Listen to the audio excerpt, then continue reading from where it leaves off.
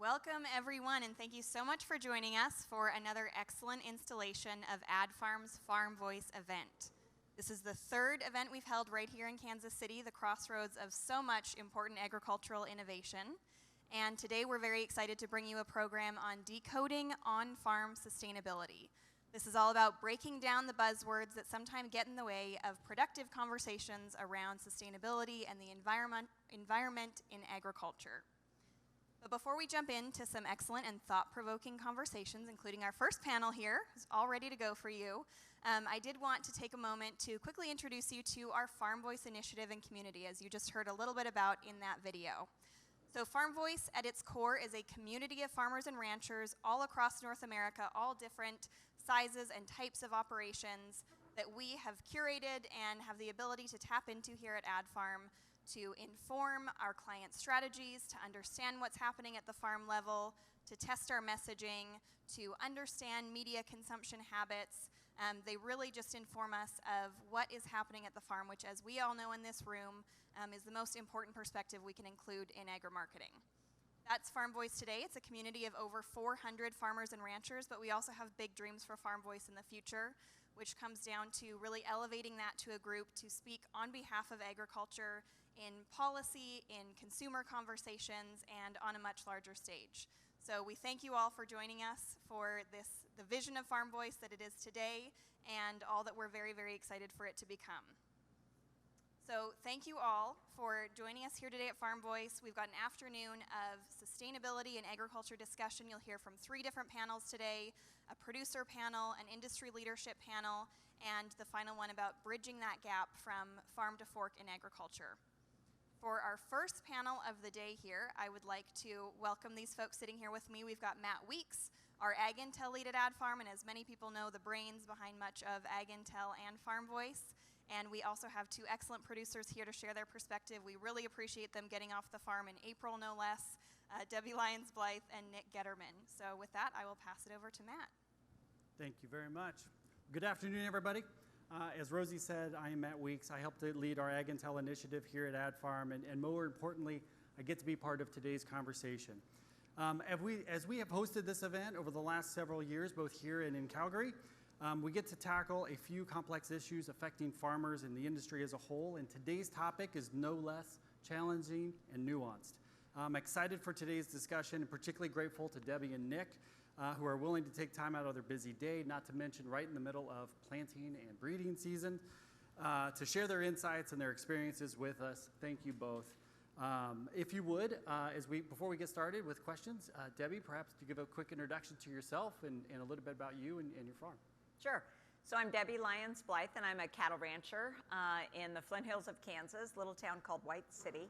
Blythe Family Farms began in 1890, and today I am helping to, why is this choking me up? I am helping to transition the ranch to my family. So my 2 sons are at home doing the job today, so I can be here with you today. Awesome. We're very lucky to be able to be involved in these conversations. So in 2015, we chose to be a founding member of the U.S. Roundtable for Sustainable Beef because I feel that Blythe Family Farms needs to be involved in those conversations. Sustainability is a tough topic, and I felt like that it was important that we be involved in that conversation. And I'll tell you a little more about the roundtable as time goes on, but I have served as the chairman of the U.S. Roundtable for Sustainable Beef, and am enjoying not chairing that sustainability conversation, but still being vitally involved. So Blythe Family Farms is tremendously involved in the conversation. Awesome. Thank you. Nick? Hey, good afternoon. My name's Nick Getterman. I farm part of Getterman Brothers Family Farms in Bucyrus, Kansas, East Central Kansas. We have a row crop farm with my dad, 2 brothers, and 2 nephews back on the farm full time. And we grow corn, soybeans, and wheat. We practice, I think what probably landed me on the panel today is probably centered around the topic of soil health. And that's another topic like sustainability. Soil health can mean so many different things to so many people. But we have been using no-till 100% on our farm since 1990. That means not we no-till a few beans after wheat, or maybe no-till our soybeans, but till our corn. Our farm's 100% no-till. We have no tillage equipment per se on our farm. We also have adopted cover crops in the last 10 years to, this year, about 90% of our acres had a cover crop growing on them after corn harvest before soybeans, or after soybean harvest prior to corn. So that's a little bit in a nutshell about our farm, and I think Debbie hit on it a little bit too. Our farm is, my mom and dad are, my dad's 80 and my mom's 77, and we're into that transition period as well. So that's kind of something that we're working through on our farm. So. Awesome, thank you. So let's get started. As I think about sustainability, and as you said, Nick, I often think about the focus on sustainable practices, the things that many farmers are doing, or in some cases have always done, that continue to preserve their land, their family, their farming operation. As I said earlier, sustainability is also a complex, overarching idea that impacts farmers differently. Not to mention every field, every acre, every herd is not the same, and these initiatives aren't necessarily a one-size-fits-all approach either. So with that context, I'm interested to learn from each of your perspectives, how do you define sustainability? What's that idea mean to you? And as you think about it, as how it applies to you and your farm, how do you connect those ideas? Debbie? So I think I always hear things like multi-generational operation, legacy, those kind of things, but that's not really all that sustainability can be. I have a little bit of maybe an advantage because I've been working with the U.S. Roundtable for Sustainable Beef, and a quick sentence or two about what that is. So we are an organization that has all sectors of the beef value chain. So we have members that are producers, feed yard operators and owners, packers, processors, retailers, food service, as well as some civil society that are maybe uncomfortable to sit beside, but that are involved in that conversation, and then also allied industry. So the first thing we did in 2015 was we had to define sustainability so that it applied to that entire beef value chain, and we all agreed, and it took us a whole dadgum year. Finally, at the end of it all, we've got this great big long definition of it, and I don't repeat the definition at all, but let me put it in layman's terms, as I say, rancher terms. Take care of the land, take care of the animals, take care of the people, and make money. Because it is a business, and I've got to make money in order to be able to do those conservation practices. Well, Nick? Debbie summed that up pretty good. I can follow that. It took a year. Right. Well, you're well rehearsed in practice. I think she hit that very well, because you can apply sustainability to so many things. For me, on our farm, it's always been about our soil. Our soil conservation is how it started out as I was young, and that kind of has transitioned into soil health and preserving, saving. We kind of almost went from saving our topsoils where we was 20 and 30 years ago to now we're building our topsoil with what we know today, what we didn't know then. And then I guess as I've grown older, more mature, almost 40 now, that kind of see more things about what sustainability can apply to. I think what Debbie hit on was, transitioning money. You got to make money. You got to transition the farm to the next generation. You got to keep your operation sustainable. If you don't make money, that's not sustainable. So sustainable can be applied to all aspects of your operation. Well, what we're doing today, is that sustainable, right? So we think of that. I think something that's kind of maybe in the last year or two that's kind of hit me or noticed is our small towns in rural America are struggling. For instance, my sister lives in Kingman, Kansas. She married a guy from there, my brother-in-law, in '95. When she moved there, they were a 4A school. Now they're flirting with 2A and 3A. So that's in almost 30 years, their town is dying. What are we doing as an industry that's causing that? Because it's an agricultural economy. All their folks are moving from there, and they're coming here, right? They're coming to southern Johnson County and buying up farmland instead of going back to their community and building a house. And so it's is that sustainable? That's the question. We talk about that.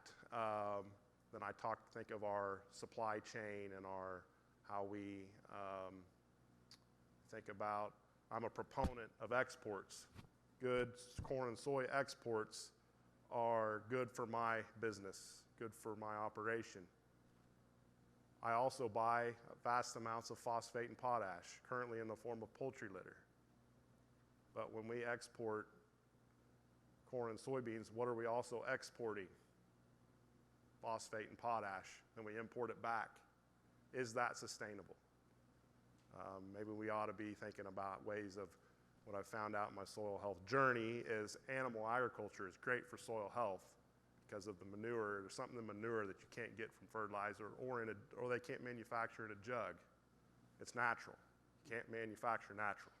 And so that's a thing that is kind of recent, that's near and dear to me, or kind of something I've been preaching a little bit, is growing animal agriculture might be more sustainable. We may be exporting meat maybe instead of grain, and growing our local demand for our commodities here in this country. Yeah, got it. You both have obviously invested very heavily in sustainability and sustainability initiatives through industry alliances, through your own farm operations. Maybe talk a little bit about what you believe has had the most impact on your farm. Nick, you talk a lot about soil health and some of the improvements and management practices that you've changed. Maybe talk a little bit about that and how that has worked for you and for your farm, or even some of the changes over time that you've seen with that. In the form of technology? Yeah, technology and just changing practices. Yeah, well, technology is such another loose term. We think of crop technology, site-specific agriculture, farming practices. I think data, having access to,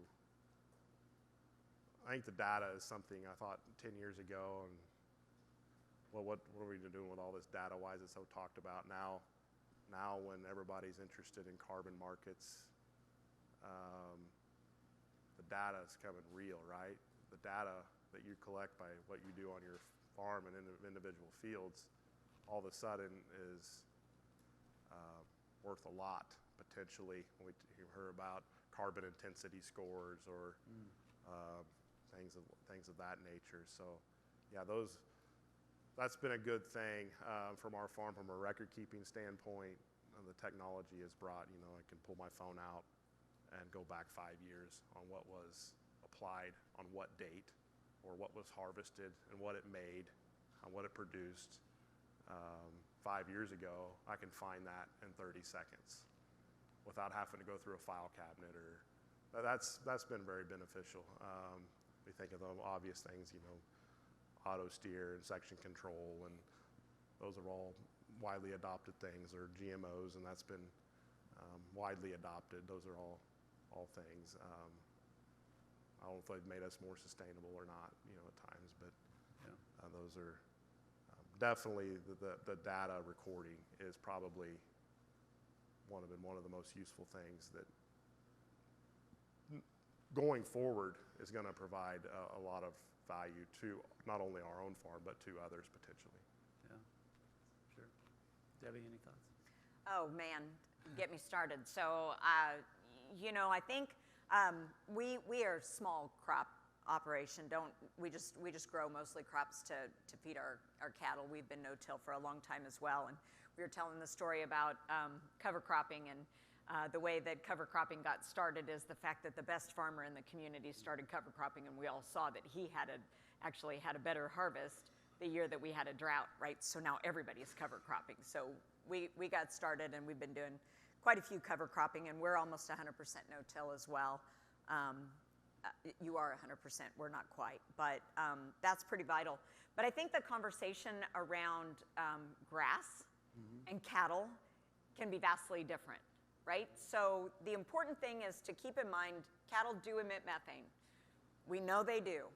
But they also allow us to continue to have grasslands, right? And those grasslands have never been torn up in my area. Now, you can't across the country be able to say that. A lot of them are planted grasslands. But in our area, this is what God gave us, right? This land. And so we have carbon sequestered from the beginning of time. So it's hard for us to get involved in those carbon markets that are so exciting to some people, because if you take a sample today on my grass and then I can do all these new practices, but 5 years from today, I've still got a lot of carbon in my soil, but it's just a little bit more, right? Comparative. So we're struggling with that conversation. The things that we've decided at the round table that we need to do is to encourage people to continue to keep your grasslands in grass, right? And then if it is a planted grass, to make sure that you continue to keep it in that planted grass, whether it is an annual or a perennial, that kind of thing. So the question that we've decided that's important to ask farmers and ranchers is, do you have a grazing management plan? And I think you would be surprised, I was tremendously surprised to find that even really good progressive ranchers may not have a plan written down. Okay, I admire your record-keeping system for crops. I would like to know that and help me do this for my grazing management plan, because we don't have a lot of software options that will help us with that. And the point is, we don't raise cattle the same in eastern Kansas that we do in western Kansas. So if you're looking for a national thing, a thing that we can tell everybody to do, right? We can't say that the people in Idaho, the ranchers in Idaho, should do the same thing that the guys in Georgia are doing, right? We cannot come up with just one way. All of the geographic differences, and golly, with 750,000 cattle ranchers in America, they are so independent. So you can't tell them what to do. So our goal at the round table is to do two things, and one is to get more people with a written grazing management plan. Those are, what are your best management practices for your area, right? Specific. We're not giving a prescriptive point, right? So our ranch has had a grazing management plan for a number of years. But I'm going to tell you, you mentioned transitioning the ranch to the next generation. That grazing management plan for us is a huge part of our transition plan. My sons, who work with me every day, two of the boys, are, wait a minute, how old are they? 29 and 28. And I'm just going to tell you that 29 and 28-year-olds don't necessarily listen to mom. When mom says, hey, I think it's time that we rotate those cattle into the piece, or it's time to open the gate and put them into this pasture, and they go, no, it's not. And I open the book and I say, guess what? It is time. This is what it looked like when we did it last time. This is the date we did it on, and it is time to do that. So for us, that's a huge part of our transition of knowledge plan, right? The other thing that at the roundtable level that we're encouraging, because we've got to talk about animals, right? And honestly, here's the thing that blows my mind. When you talk about beef sustainability, consumers say animal welfare. And that's not what we all think of. We think of the environment first, right? But animal welfare is what consumers think of. So what we are encouraging at the roundtable level is to be certified in beef quality assurance training. That's a voluntary certification program that you can have a certificate right there to say, I know the best way to handle cattle. I am good at this and I passed this course. Every single person on our ranch has gone through BQA training, and you have to renew it every 3 years. So we're continually training, even all the daughters-in-law who don't necessarily have time on the ranch very often, but they'll come out for vaccination day. They've been certified about how to give those vaccinations, what they're doing. So two key things that we are telling farmers and ranchers about beef sustainability. Right. Get a grazing management plan and get BQA certified. And Blythe Family Farms is working on both of those. Interesting. So one question that I actually didn't have on the list, but I'm curious about, is just talking a little bit about some of the partnerships and associations, or some of the companies that you may work with as you think about sustainability. You mentioned BQA certification. You talked about some of those. You talked about some of your work you've done with Kansas State, with some other associations, I would assume, Kansas Corn. Maybe talk a little bit about the importance of those groups in helping with sustainability initiatives? Well, I just feel like that it's pretty vital Yeah. to work together with other people that are struggling with the same things, right?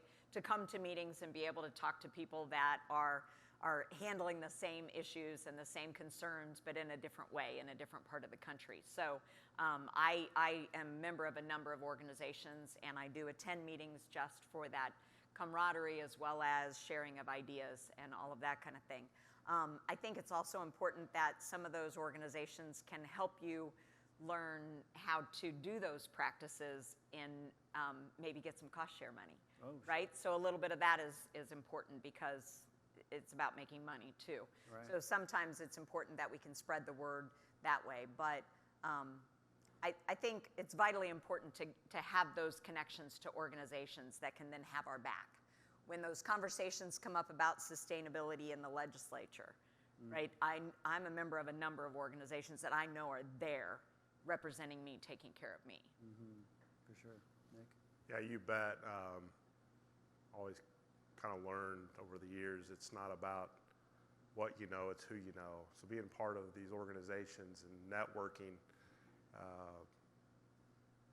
is a big deal, right? So I've been part of Kansas Soil Health Alliance, been part of Bayer's carbon panel, a producer panel that Bayer has about their carbon program.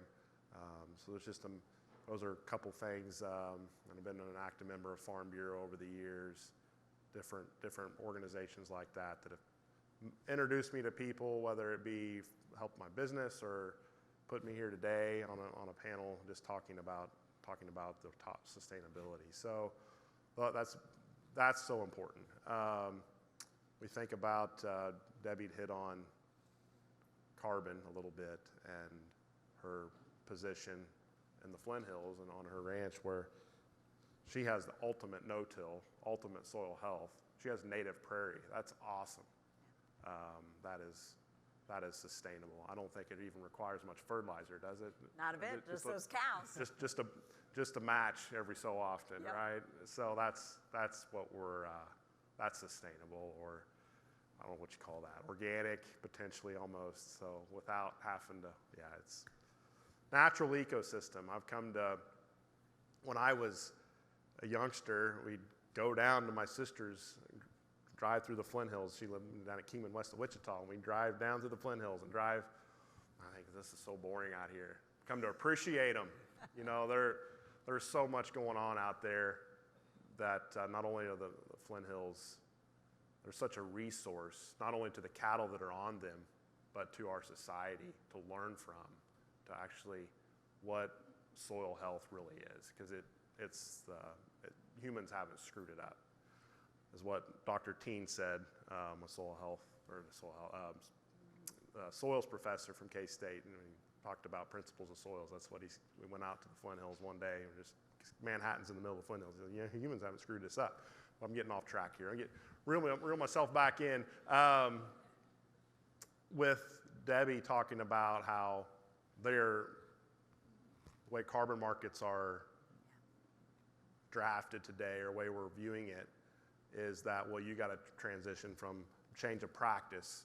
So you got to go from tillage to minimum till, or from no-till to starting to use cover crops, something that reduces carbon emissions from the soil or increases your carbon sequestration. What I have learned on our farm, and there's lots of research to be done with this, and we do have a research project with a partnership with K-State that's kind of maybe shedding some light on this, is how much carbon is sequestered just to maintain your high organic matter. So it maybe isn't about I'm increasing organic matter or changing a practice. I am maintaining something, or in the Flint Hills, if we use that as an example, I am maintaining something that's never been disturbed. There's a lot of carbon getting sequestered to do that. So that's something I think as carbon markets evolve, that'll be something for researchers and folks that are paid more than me to figure all that out. That's a question that needs to be asked. But you know, about those carbon markets, they don't just have to be about carbon, right? I think that we get really, really stuck on a carbon trade, right? But there are water needs, right? A tremendous amount of that. And it could be you could get paid to keep water on your place. And boy, those cover crops and no-till, that's just percolating all that water down into your place, right? That's a big part of all of that. And keeping that water, that could be an opportunity for a different market. I mean, I think that those organizations are really looking into all of those different opportunities. And I know I'm impressed with your research that we've talked a little bit about that's going on with K-State. And I would love to see more of that getting accomplished. And thank you for having the time and the willingness to do that, because that takes a lot of time, but it is giving us valuable information. Right, yeah, and Kansas Corn and K-State have been a big part of that. It was initially started by, the Soil Health Partnership was started by corporate ag, basically. I'm not gonna mention names, but they started that, and after 2 or 3 years, they pulled out.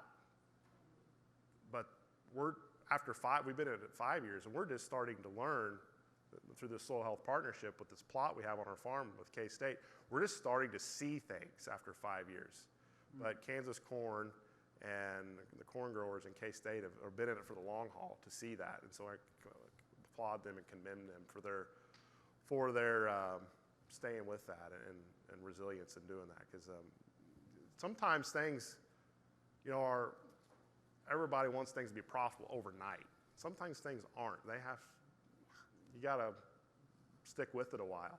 Sometimes, everybody wants right now results. Sometimes it takes a little while to see what can happen with that.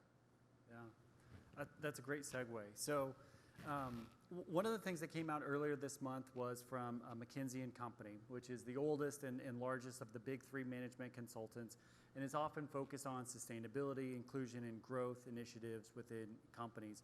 And they launched their newest report called Voice of the U.S. Farmers: Farmers Seek Path to Scale Sustainably. They listed 5 things as the outcome of that report of things that companies could do to help farmers adopt and continue to embrace sustainable initiatives. And from that report was, and I quote, "As the importance of sustainable farming grows, the industry players should consider 1, reassessing the share of value captured by the farmer and bringing transparency about the true cost of food, building sustainability programs and making them accessible, investing in education to help farmers overcome operational challenges and generate further data points on yield and cost benefits. 4th, collaborating with smaller and specialty crop farmers in the near term as they're more willing to adopt. And then 5thly, continuing to evolve and grow nutrient-related programs such as variable rate fertilizer application that most farmers view as ROI positive." I thought coming out of those 5 kind of recommendations that they have, that idea of ROI, we've talked a little bit about it this morning, but how important is that as you go into some of these initiatives? Are you penciling those things out to understand the ROI opportunity first? Are you kind of seeing what works best? How do you approach that ROI story? Go ahead, Debbie. So I have to make money, right? Yeah. I have to, and some of these practices are not going to make me money, right? And that's okay, but sometimes then you realize that they help to keep me going through those drought years, through those tough years. We spent a lot of money digging out ponds and creating alternate water sources and that kind of thing, and then we're sitting here in this terrible drought. And I've got dry ponds, so I've got other alternate water sources that cost me a lot to put in, but we're still able to go to grass. I would like to push back on one of those thoughts, though, from the survey that they came back with. Something about targeting the smaller farmers because they're more willing to adopt different practices, and I think that's absolutely positively wrong. I think the ones that are doing things right already are the big guys, right? Because it shows them, if it incrementally makes you just a little bit more money, it's the big guys that are going to make more money because they scale it, right? So we have found, especially in cattle ranching, that the people that have trained their workforce, that are giving the correct vaccinations, that are ear tagging their cattle, that are doing the things that are important, are the great big guys. It's not the little farmers and ranchers that maybe have 25 head. I think the average herd size in America is 40 head, right? That's really not that many. They've got to have another job, Right. right? So they're doing something else, and this is an aside gig. So those are the ones that are saying, yeah, we did it this way last year. We're going to keep doing it this way. So I think it's the bigger operations that really are looking for that next new technology, that next new thing that's going to make it just a little bit better, and they're much more willing to jump into that. Yeah. So, but ROI is vitally important. If it just costs me money and I don't see a benefit, then I'm not able. It doesn't have to be a financial benefit necessarily. I've paid for my dues to the U.S. Roundtable for Sustainable Beef. As a producer, we pay a lot less than, say, Arby's or McDonald's pays, by like 100 times less, right? But that's money I don't get back. I don't get paid to be their chairman of the board. I don't get paid to do any of that. But I feel like my volunteer time there has been of tremendous assistance to Blythe Family Farms. Not in money, but tremendous help. Focus on the investment. Yeah. Yeah, Nick? So ROI, one thing that I'll hit on there, and I saw a speaker that spoke on technology or GPS technology and talk about variable rate technology. I think the adoption rate is about 30%, where if you take, for instance, auto steer is almost 100%, or section control. I think a lot of that is, and our farm is one of those that has not adopted variable rate technology. Maybe a little bit, where I've only really seen it make sense and pencil out on my farm is we have a little bit of irrigation, is how thick you plant your corn under the pivot and outside the pivot. So, but aside from that, all our soil needs fertilizer. Some years this part of the field needs more than that part of the field, but the next year might be that other part that didn't need as much that year needs more that year. So it's, you're trying to predict the weather, which you can't do. So there's too much time involved in prescriptions at some point. If you think, well, for phosphorus and potassium, most fields just need it everywhere. So that's kind of, from our standpoint, where we're using manure now, well, pretty hard to variable rate manure. But I think there's also, it's evolving, and there's soil fertility is kind of being overtaken by soil health.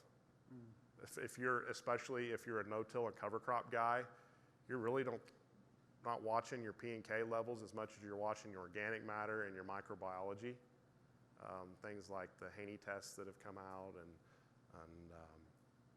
things of that nature. We're worried about mycorrhizal fungi more so than what your phosphorus and potassium is in your soils. So those are the kinds of things I think are evolving. As far as the cover crops and the soil health goes and ROI, that's where it can be hard to see in 1 year. It's an investment, definitely. I was telling Matt before the panel here, we have our soil health plot. If you dig a soil pit, so we have strips of the plot that have had cover crops and strips of the plot that have not had cover crops for 5 years, same strips. What we're seeing is where the cover crops are, we have 4 to 6 more inches of black dirt when you go out and dig a soil pit. So the A horizon is 18 inches instead of 12 in the no cover crop strips. This is a field that's been no-tilled since 1990, 100%. So we're not having water or wind erosion. It's just basically, we're building the soil. We're filling it full of roots. I don't know if we're making the A horizon thicker or if we're turning the B horizon black. I don't know which it is. But when we think about that and ROI, yields have been statistically insignificantly different in those strips. So I'm ready to knock it out of the park on the cover crop strip. So when is that coming? I would think it would be Might be this year, might be next year. It's got to happen sooner or later. But what we are seeing is the cover crops has changed our management from well, we're planting beans sooner. They have more yield potential when they're planted earlier, and we're raising the best beans we've ever had. So sometimes on a whole farm perspective, yeah, our ROI is up. We may not see it in a plot, or sometimes it's how you measure it. And it's very, very loose and very, trying to find the right word to explain it, dynamic maybe. Dynamic, it's a good word. You've both talked about kind of the long game of sustainability. Talk a little bit about, kind of how you view the runway of, being able to try different things before you decide, what's really going to work or it's not going to work, or, investing in some of these markets. Like, what is that kind of window like for each of you in terms of identifying if it's going to work, or if it just needs more time, or if it's something that you need to change and modify and go to something else? From a farming practices perspective, I think everyone probably heard me ramble on long enough to know that soil health, cover crops, no-till. Somebody walks through the door trying to sell something or promote something that doesn't fit that program. That one thing on my farm, I'm soil health, cover crops, and no-till. I shouldn't say zero. Biologicals is a big term right now. Everybody's got biologicals that they're pushing. The only biological we use is an inoculant on our soybeans, and maybe a biological insecticide potentially. But that's it. I'm a biological guy, but I'm not buying any biologicals in a jug. I've yet to see an ROI behind a biological in a jug. And everybody's trying to bottle up what's in manure. But I also heard there's a lot of margin in biologicals. So that's what a lot of room to pay a salesman there. So that's something I think, from a farming practices standpoint. So from a livestock standpoint, I think the future is a little less understood, right, as far as where we're going to go. But I think the goal is that there will be companies that are willing to certify that you are raising those cattle sustainably, right?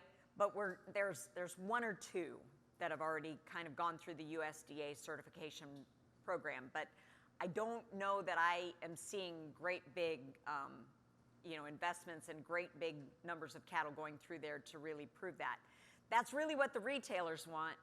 They want that traceability. They want that ability to look back and say these cattle have been, certifiably raised sustainably all along from the very beginning. But once again, we talk about the independence of the farmer and rancher, right? And a lot of us are very afraid of being able to trace it deeply back. But I do think that eventually the things that we're asking farmers and ranchers to do, whether it's biologics or cover crops or whatever, working on your soil health, working on taking care of your livestock in the appropriate way, I think that's going to be the baseline, right? And I think if you're not doing some of these things, you're not going to make as much money. If you are stepping out and certifying that you're doing some of these things, you might be able to make a little bit more money for a time, but eventually this is going to be the baseline.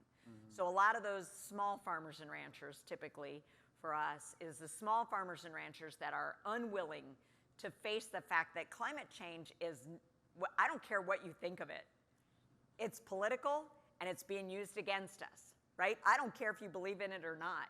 It's real, a political thing, a regulatory thing, and it's happening. So we have got to be able to prove that we're getting better, that we're doing best management practices. We have to be able to step back and make those certifications and traceability to earn some money off of it. Right. We have to. That's the future, in my opinion. Right. I'm also interested, you both have talked about the combination of animal agriculture and row crop production, right? Which are two different perspectives that you have. And it was an interesting conversation that we thought we would have, right? To be able to talk about that. But maybe talk about how you see those industries merging a little bit, right? Or coming together to solve some of these things. Do you think that's an opportunity? Do you think that's a bit of the future? And maybe how would that come to be? Yeah, on the ranch, so we plant a cover crop, and most of our cover crop fields get grazed. Okay. Right, so it's an opportunity for nutrition for our cattle as well.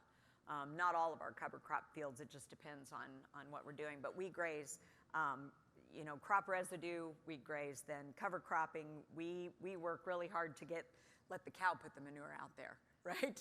Let the cow fertilize it instead of us, and then we'll no-till the next season. So I think it goes hand in hand, and that's basically kind of what you've been saying is how vital livestock are to the whole environment of a crop field.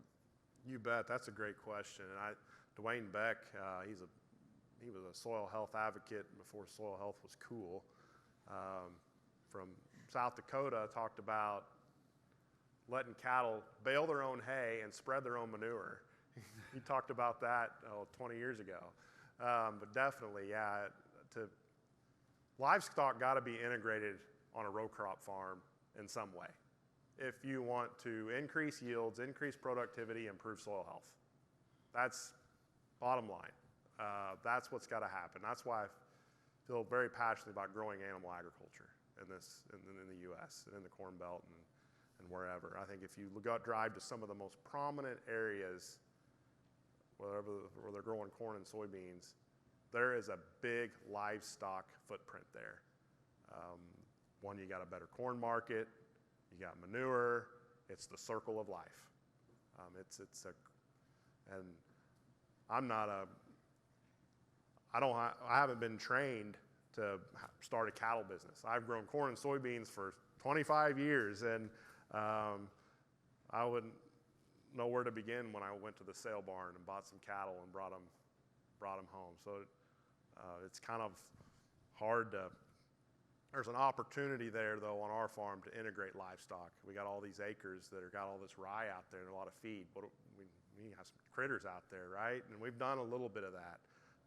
But our potential is more. But we have no fence. Fences have all been taken out. I've never built fence. I don't know how to build fence. But I sure do know how to take out a fence that was built in the 50s. I've took out a bunch of them. So, that's a great question, and I'm passionate about that. Livestock and row crops need to be integrated. They're hand in hand. Awesome. I do want to allow enough time for some questions, so if there's questions in the audience, be thinking about those. Bryce will help us with if there's any questions coming in online, so we'll allow a little bit of time for that. But while we're waiting for those, maybe another question is we talked about some of these initiatives. What does the industry get wrong when it tries to help implement sustainability initiatives? Or, what are some things that you would hope companies would know about you and your farm and how to help you best implement some of those sustainability initiatives? Ooh, does anybody have an easier question? That's a tough one, Matt. It is a tough one. Sorry. I don't know. Do you have a thought on that already? Where do you start? Yeah. I think to start that, where does the industry get wrong is sometimes trying to treat a symptom with a program and not really getting to the root of the problem. Just trying to, we're doing this and we can market that and sell that, right? That's where we miss. And then, like I said, everybody wants right now results. We want results in a year or two. That don't happen. That's what business wants us to happen, but that's not the real world. But yeah, you can't go broke adopting new practices. They got to make sense financially, but yet sometimes it's 5 years before you really see the benefits. I think that's where industry has a hard time with waiting, seeing that after the 5 and 10 years. They don't want to, like I said, with the Soil Health Partnership. I'll use that as an example. There was big corporate ag sponsors on that program when it started in 2018. They're gone. Now we're left with Kansas Corn and K-State. They're the only ones that left because it didn't provide enough value to them within the first year or two. That's what the industry big ag, I think, sometimes gets wrong. No? And I guess if I was to look at the beef industry, I'm going to look at all the different sectors, right? So I think maybe where we get it wrong is near the end of the beef value chain, where we're putting all of these big, crazy goals out there that we're going to be, all of these cut our emissions, cut all this stuff, and then they immediately look back at the farm, right, and point the fingers to the farm. There's a whole lot more that we can do for all of agriculture that doesn't have anything to do with the farm. I think that's a frustration that I've had in learning to work with all of these other industries, or these other sectors of our industry.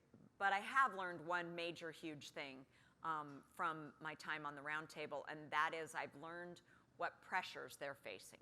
Right, so we have UN pressures talking about climate change. We've got governmental pressures talking about climate change. They say they've got consumer pressure, and that's not true. When you really get down to it, they have activist pressure and they have their shareholder pressure, right? So some of those retailers are having pressure when they go to the boardroom, when they are listening to those activists that are basically forcing these conversations.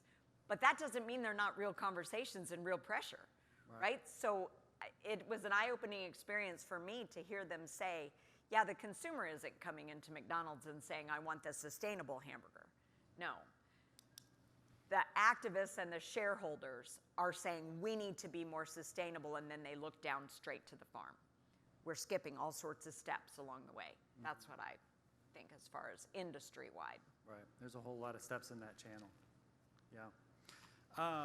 Bryce, any questions coming in so far? Not right now. Okay. That means I'm hitting on all the hard ones. Oh, great. Thanks a lot, guys. Yeah. What do you think is the most common misconception or misperception about sustainability, in your opinion? That agriculture's at fault. Boom. Stop blaming cows. Right? Well, I'm not saying it's not somewhat our fault, but if you look at the most recent USDA statistics, and I just pulled them up again just to see EPA, it says agriculture adds 10% to American greenhouse gas emissions. Global versus America is a total different situation. Agriculture is only 10%. Transportation, industry, electricity, all of those are way more. I'm not saying we shouldn't do better. We should all do better. But we are not going to save the planet by cutting out a hamburger once a week, or by simply saying I'm only going to buy the organic or sustainable crops, right? Yeah. We're not going to solve this with that. Yeah. Okay, off my soapbox. Relax. Sorry. That was Got a little revved up. I don't even remember the question. Misconception. Oh, yes. Well, that's tough. I think there's a misconception I hear an ad on the radio, and I haven't researched it. There's an ad on the radio going around in Kansas City about keeping Roundup in Missouri. I think, there's something going on in the political, I don't know if it's on the ballot, but I need to look into that. But talking about banning Roundup in Missouri, it's all over the radio right now. And it's a farmer, it's put out by a farm group to save Roundup in Missouri. We use it, and farmers do a good job. And I'm a soil health advocate, so if I see a field getting tilled,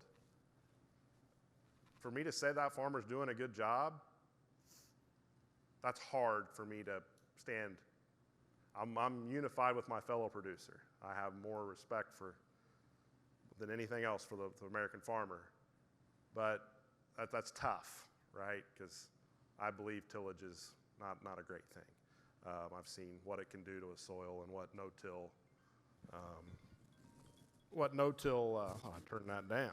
Probably better answer that. Anyway, so when we deep dig into Roundup and GMOs, you start to think, I start to ask myself this question. What have GMOs done for us? They brought on Roundup resistance, and now we have dicamba resistance. Dicamba was a great corn herbicide 5 years ago. It was lights out on pigweeds. Now dicamba doesn't kill pigweeds. So they've made chemical companies and genetic companies a lot of money, but really have they done the farmer what they were supposed to do? We're getting close to about the only chemical that will kill water hemp is paraquat. That's it. That's not sustainable. But we have one, I'm confident if I want water hemp dead on my farm, I can spray Liberty or glufosinate. Probably got to spray it twice to kill water hemp. But there's one chemical out there that I know is lights out, and that's paraquat, right? So that wasn't the case 20 years ago. So is that because of GMOs? And there's a lot of people that, Nick, why would you say that in public? That's a valid question, right? So we have less tools in the toolbox for weed control than we did 20 years ago. So I think that's what's on my mind from that standpoint. Yeah. One of the things that we talked about earlier was just the role of technology and sustainability and how they work together, right? And oftentimes with technology, and particularly as it relates to sustainability programs, is reporting of information or data, or farmer information that gets reported to them to help quantify or to prove some of the program requirements, so to speak. I'm interested from each of you, how do you balance those two things, right? How do you balance the reporting and providing information to a perceived benefit or a sustainability initiative that maybe is very worthwhile, and how do you just balance those two ideas and decide what to do and what not to do given your farm's information? So I'm a registered breeder, so I am used to having a lot of stuff that needs to be reported, and I'm really good at record keeping for my cattle. And so that's not hard at all. For me, actually, the hardest thing is for the record keeping step, we don't have the step in between the people that want to buy livestock that are certified, sustainably raised, and the people that are doing it. We need that step in there that helps us make those certifications and helps us actually make that report. So I'm used to making reports to the Angus Association. That's not a problem for me at all to be able to do that and get information back. But we are missing a vital step in between that will help us market all that technology and all that knowledge that we have. Mm-hmm. That's my belief in the beef industry anyway. Mm-hmm. Nick? I think, kind of build on what Debbie said there, we have the data that we've collected that was able to be collected that wasn't maybe so readily available 20 years ago.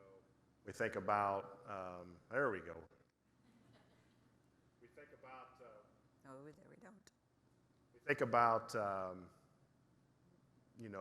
getting a premium for your product or the grain you grow for how you produce it, whether it be if you use cover crops or soil health practices versus conventional practices.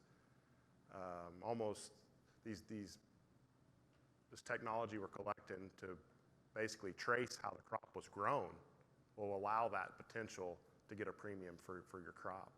For the consumer can say, well, I don't know if it's another label. I don't know if we need. We already got non-GMO. We already got organic. Are we going to have a sustainably grown label, or a carbon smart label? We'll see. But there's opportunity there potentially if you have the data collected to gain a premium there. Yeah, and I think that's the foundation of what I'm saying too, is we need to start doing a better job of record keeping. He does an amazing job with his crops. right? And that's why we're encouraging the grazing management plan, as well as getting BQA certified. Get those things, that record keeping started, your foundation of that, so that when we do have that conduit, that it can help us make money from it, because it's coming. I'm sorry to say we will have those labels, right? There are a few of those labels out there already. We will have those. I'm not going to tell you I'm tremendously happy about those, but if they come, I want to make money off them, right? So I will for a time, because I've got the bookkeeping already in line. So I think that's probably right now the biggest issue for me. So what's made it possible for us to have the data is the sensor on the tractor. So you have a controller measuring what's being applied, or a sensor measuring what's being harvested.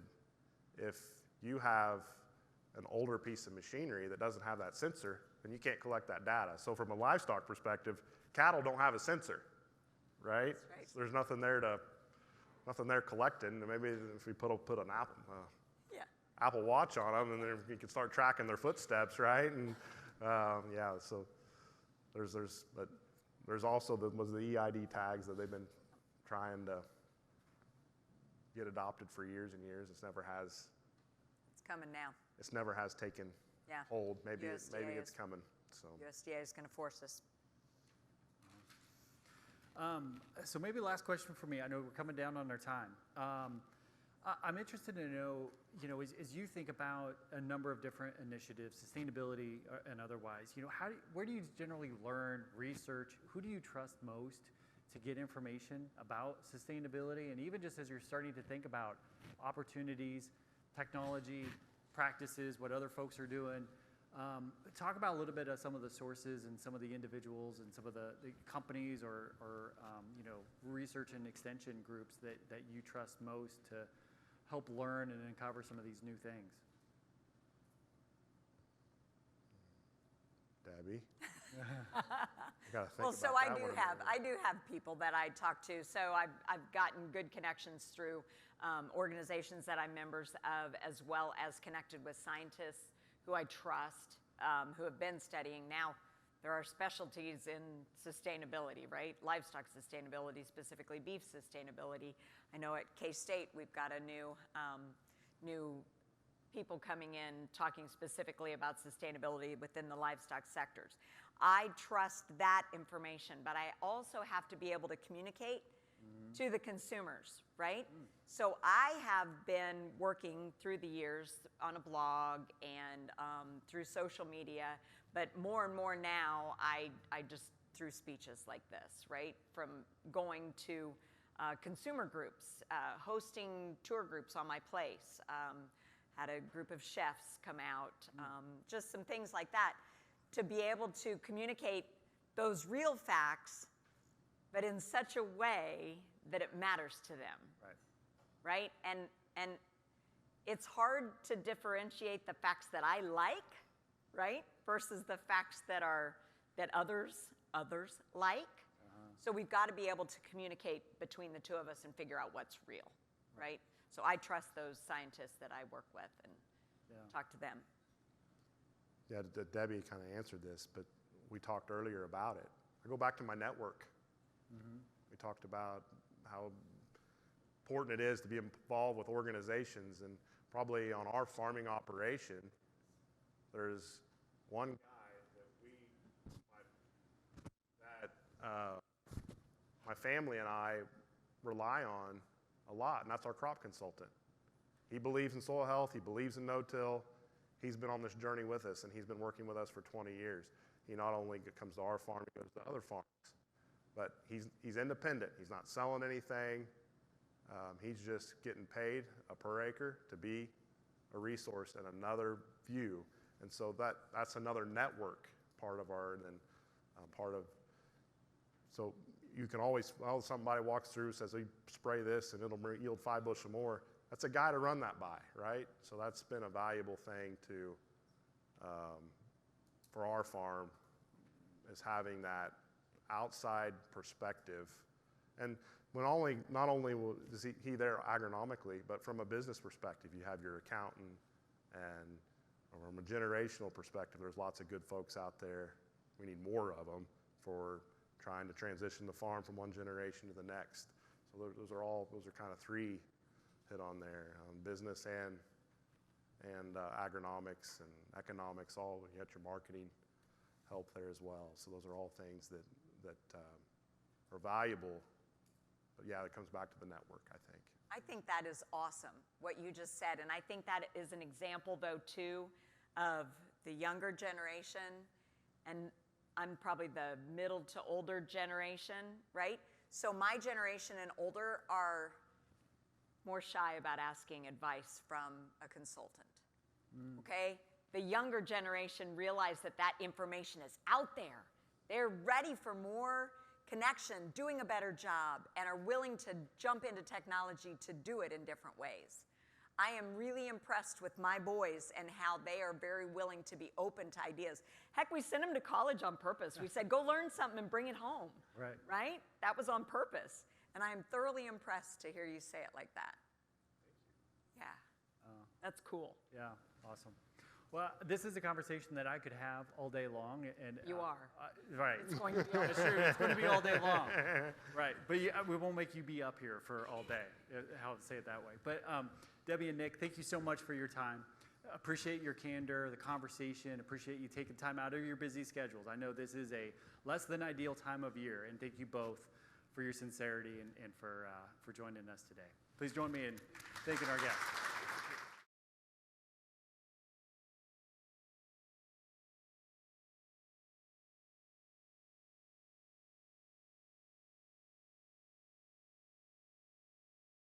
Great to see everybody. It is awesome to be here. Sean Haney of Real Agriculture and Real Ag Radio on Rural Radio 147 Sirius XM. Great farmer panel. Let's give the farmer panel a big round of applause.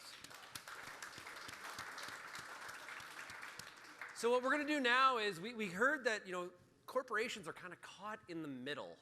They're dealing with the farmer customer who's got certain opinions on sustainability.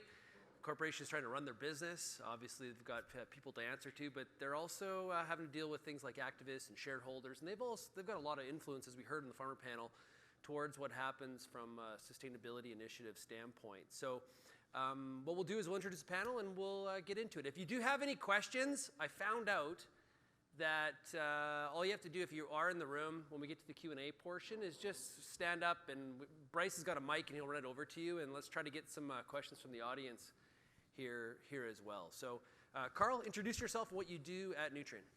Sure. So I'm Carl Wyant, Director of Agronomy at Nutrien, and my team, we lead up a lot of the agronomy education on our fertilizer use and also our premium fertilizer technologies. I live down in Arizona. These stage lights feel like I'm staring into the July sun in Phoenix. So I can't see any of you, but appreciate being here. Allison.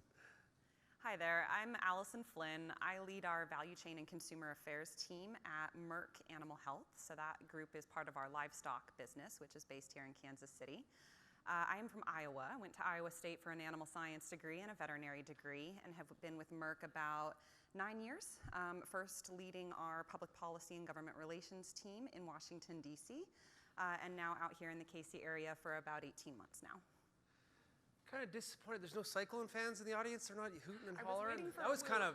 I see one. Okay. Okay. Go State. Yeah. Everyone's singing their college fight songs here pretty soon. Okay, so we heard the producer panel. So Allison, from what you heard from the panel there, two great producers, great thoughts and candid opinions. Mm-hmm. What resonated with you from your position at Merck? One of the things that struck me from the first panel is that U.S. farmers and ranchers are doing really great things already, right? We know that, I think, here in this room, and one of the things that we as a company want to do is to support that effort with as many tools and solutions as possible, because we also heard that one size does not fit all, right? And that different interventions, different solutions, different techniques or modes of production are critical, given just the diversity of U.S. agriculture and the types of climates and soils and types of production that we have the benefit to do here. So I was really struck by just the high quality work that's already going on, and the just the diversity of U.S. agriculture. I'm also struck by some of the connections to the crop side of agriculture and all of the precision technologies that have come into play there, either in crops and soil health.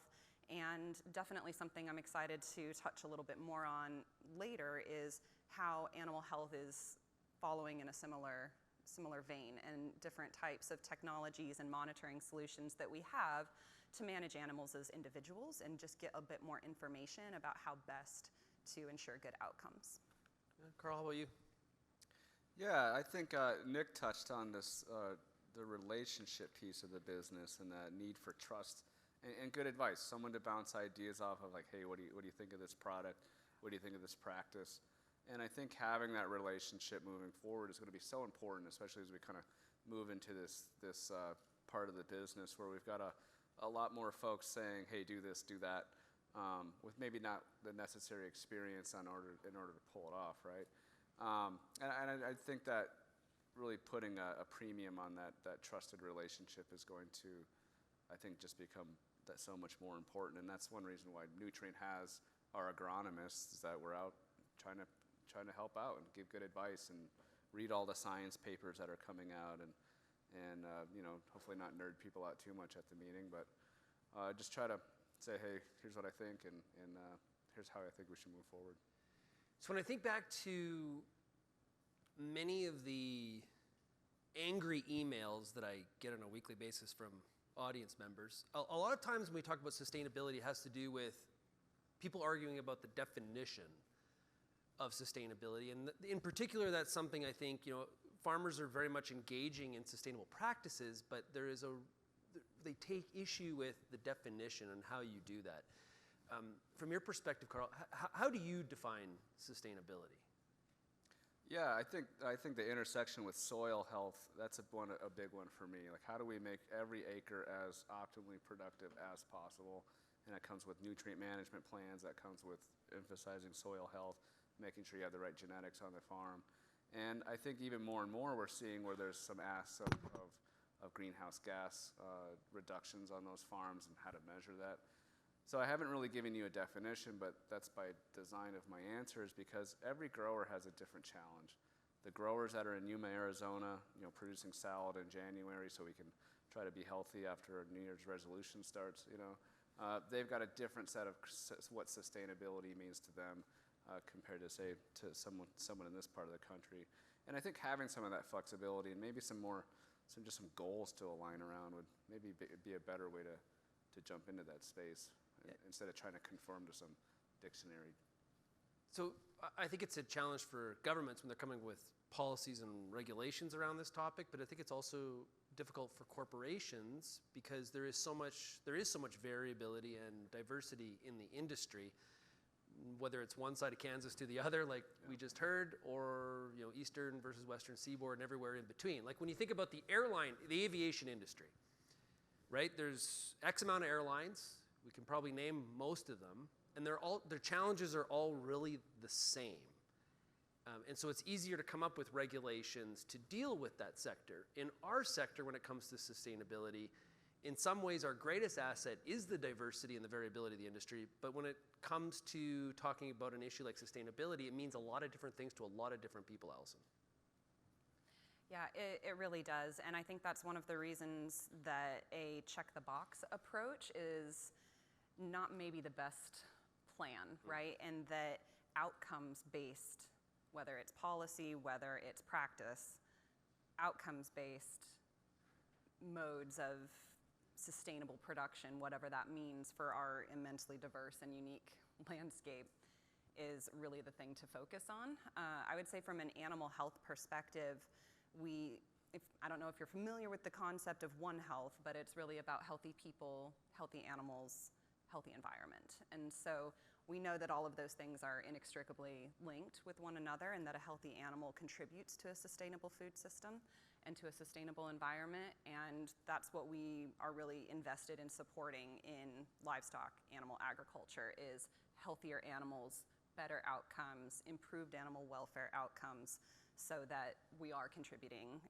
to that sustainable ecosystem. So are those kind of the pillars, the main drivers for Merck to be in the sustainability space then? I would absolutely say so, and I would definitely say I'm speaking very much from an animal health perspective, right? You might all be familiar that Merck & Co. is also a very much a large human health pharmaceutical company, and representing more of an animal health perspective here, but same as it relates to our broader company of healthy people, healthy planet, and ultimately benefiting society with innovation in medicines. Are your main drivers any different at 100,000 feet, Carl? No, I think they all kind of trickle down into that environmental, social, and economic sort of sustainability lens we've been talking about for several years now. I think with a company like Nutrien, in the same breath, we're a mining company, or we run large nitrogen plants, pulling nitrogen out of the air and turning it into nitrogen fertilizer, and selling that NPK across the world. We're also a retail side, so we got so many different parts of that sustainability story that we really have to kind of match the segment, match the supply chain role to the sustainability opportunity that's in front of that different business unit. So that's been a challenge for us, is to make sure that how can we make each cog in the machine sustainable. And I think our goal is really as customer facing, is how ultimately do we make our growers more sustainable. Right, and so how do you communicate that to the different stakeholders? Because there's different interests at each of the different angles of the value chain for you. Yeah, that's been interesting. A few years back, there was this thought that the CPGs, our growers' customer ultimately, they would drive a lot of this sustainability as they were trying to make sure that their supply chains were sustainable, and so they could, make claims in their marketing of, their product has this grown with this fewer numbers of gallons of water or something like that. And that's been challenging to work in that space, because while we can work with our growers, what we found is that that next step down the supply chain, they're having some challenges with just matching their big glossy sustainability goals with just the reality of supply chains and growing things. And so we've had to kind of scramble to really have a good conversation, have an open dialogue. And so we have a couple of programs that are, for building soil carbon. We have a program that's for helping out and making better nitrogen recommendations. We have gone down the route, several clicks back in the supply chain, of trying to do low carbon ammonia, low carbon nitrogen fertilizer. But that market is still maturing a little bit. We know there's some big sustainability goals. We know that there's eventually probably going to be a nice low carbon nitrogen market. Who pays for it all in between? It's still up in the air. Yeah, well, we heard earlier in the farmer panel, you have to make money at it. There has to be a business case for sustainability. But Allison, we do need to be careful how we lead with that, especially when we're talking to the general public. Absolutely.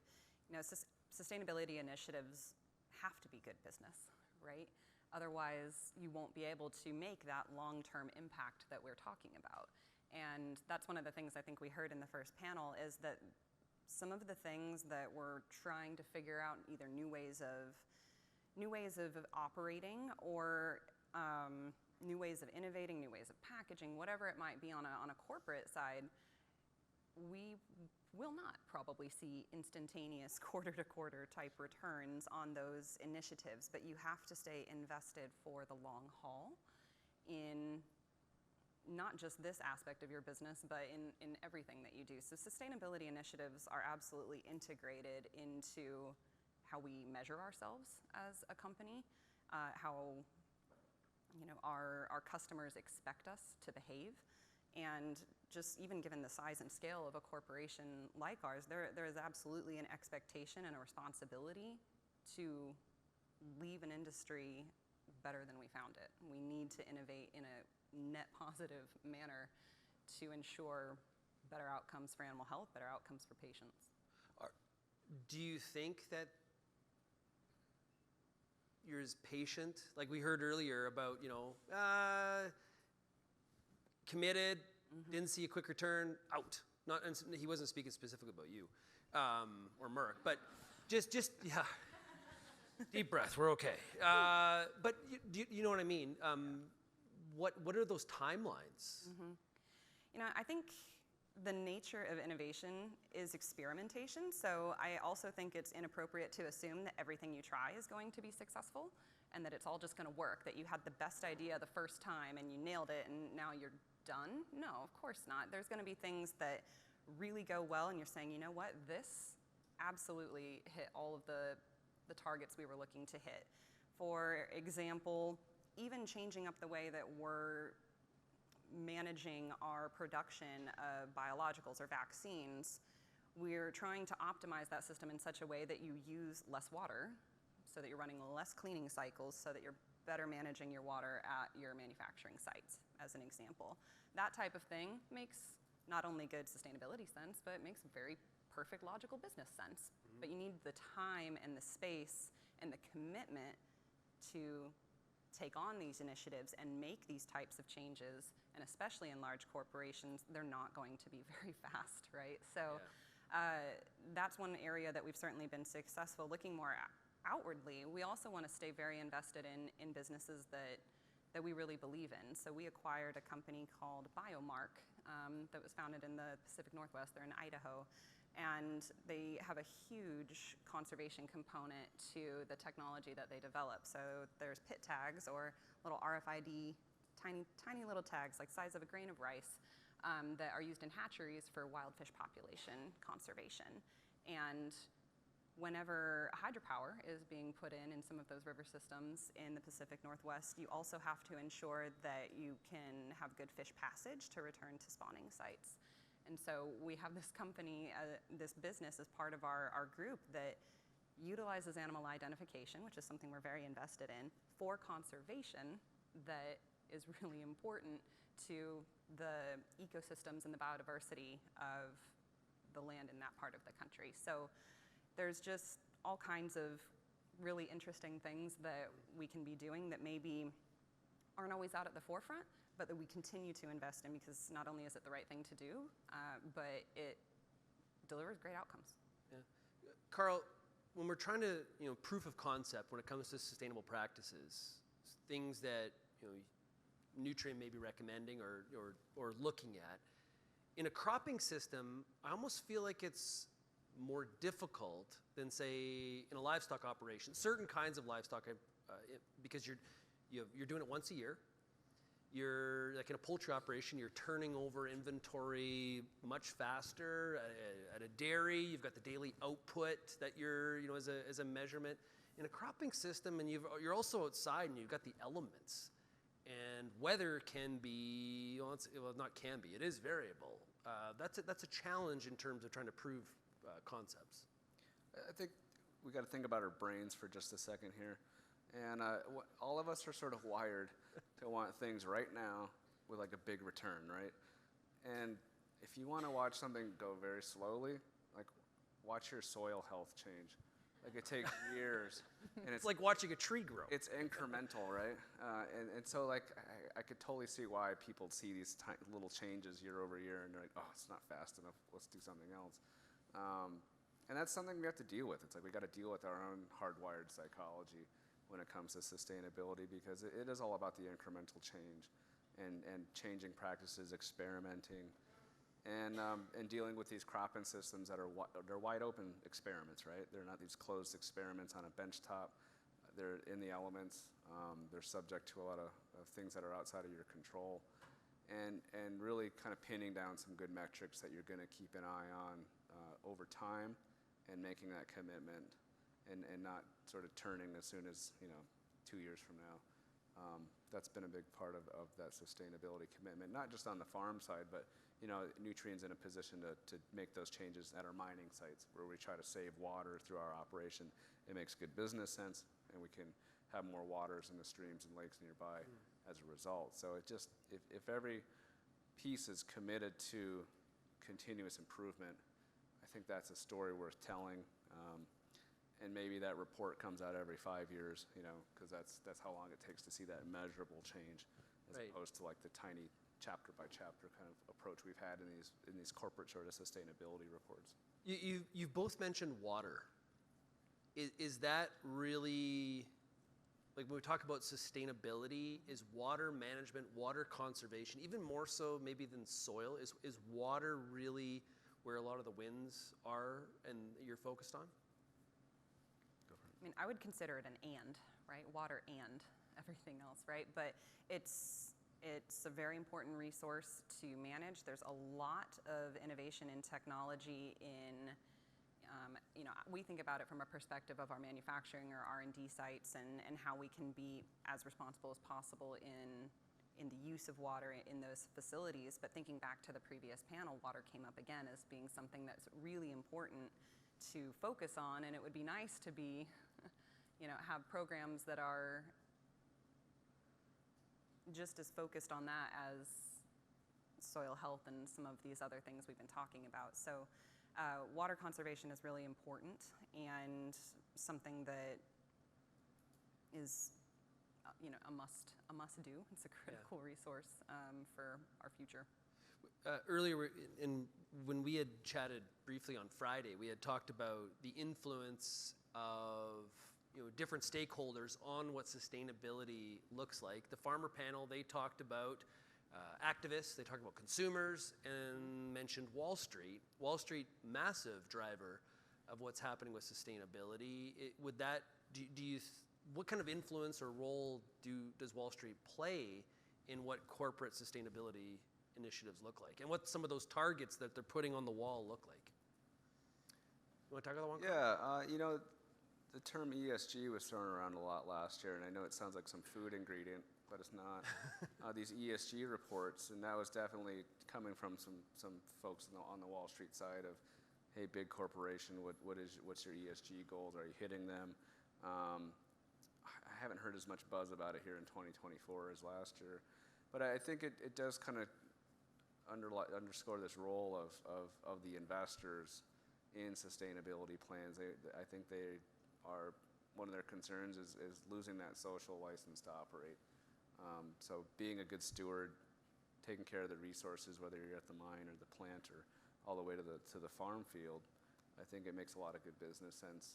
And telling that story along the way, I think that's the most important part. This is what we're doing to improve our supply chain, and this is our broader role in that ag ecosystem.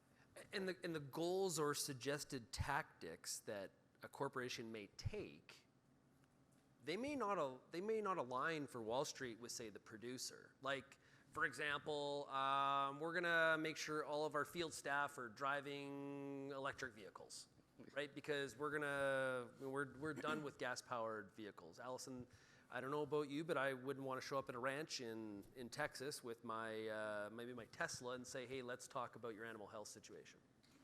Yeah, and we were talking about this a little bit before, and being able to actually get to the operation is kind of important to ensure you can have the conversations. And so I don't know if you've ever driven on a muddy road in something other than a four-wheel drive vehicle, but best of luck if you have. I know my driving skills are probably not the best representation of how to make that happen, but yeah, there are just certain things that are simply not practical. We understand the intent behind some of the initiatives, and where it makes sense, we certainly engage. I think in Japan, for example, a lot of our vehicles are, at least more than 50%, are either low emission or no emission vehicles because it makes sense in that particular market, and there is an infrastructure and a network for that to work. But in rural America, maybe we're not there yet, right? So as far as that making sense, so that's certainly one component of trying to understand what the asks are, but just as importantly, advocating for your customers and keeping your business very customer-centered in those environments. And so people don't know what they don't know, and investors have questions that are not potentially, they might be perceived in some way, shape, or form, but they may not be inherently malicious. They may just not understand animal agriculture or what rural America looks like, or some of the things that producers are doing that they want to better understand. We want to make sure that we're advocating for all of the wonderful things our customers are doing, and that generally is a good place to land, is engaging in those conversations and actually having a discussion about it, And it's one that you will have over and over and over and over again, because it will keep coming up, but that's okay. Advocacy for agriculture will always be important and will be always something that we care deeply about, and keeping our customers at the center of our why, really. Right, yeah. Just because we can doesn't mean we should in many cases. So let's talk about implementation of sustainable practices. Carl, how do you balance the introduction of, say, a new sustainable technology, a practice that fairly confident through testing and science works, and trying to implement that at the farm level, which may be a bit of a challenge, say, for traditional practices? Yeah, that is a challenge, and so we have our Sustainable Nitrogen Outcomes program where we're looking at nitrogen budgets on fields, just fertilizer management, something we've been doing for a long time. But now we have this ability to track that budget and really line up some of the formulation technologies to start making some real commitments to how you're using nitrogen and how it kind of scores with some of these greenhouse gas tracking tools. So if you can back off your nitrogen just a bit, that's some of your carbon intensity is reducing along the way. So it's taking a bunch of kind of information that's been housed in different silos in the past, like a greenhouse gas inventory that's been solely in the USDA or even the Department of Energy, and then kind of lining it up with modern fertilizer practices. So that takes a lot of work, but Nutrien has the scale that we have some low-hanging fruit where, if you think about the people side of sustainability, one thing we've been able to do is introduce automated mining into our potash mines in Saskatchewan. So if you ever need a trip in January, go to Saskatoon, they'll show you around. Said no one ever. Yeah. But we have automated mining equipment now, so we're taking that person out of the mine, and these mines are thousands of feet below ground. They don't have laser tag or anything down there, so don't bring that. But they've got automated mining, so you take the person away from that risk for mining, and you can put in the automated. The robots are coming, right?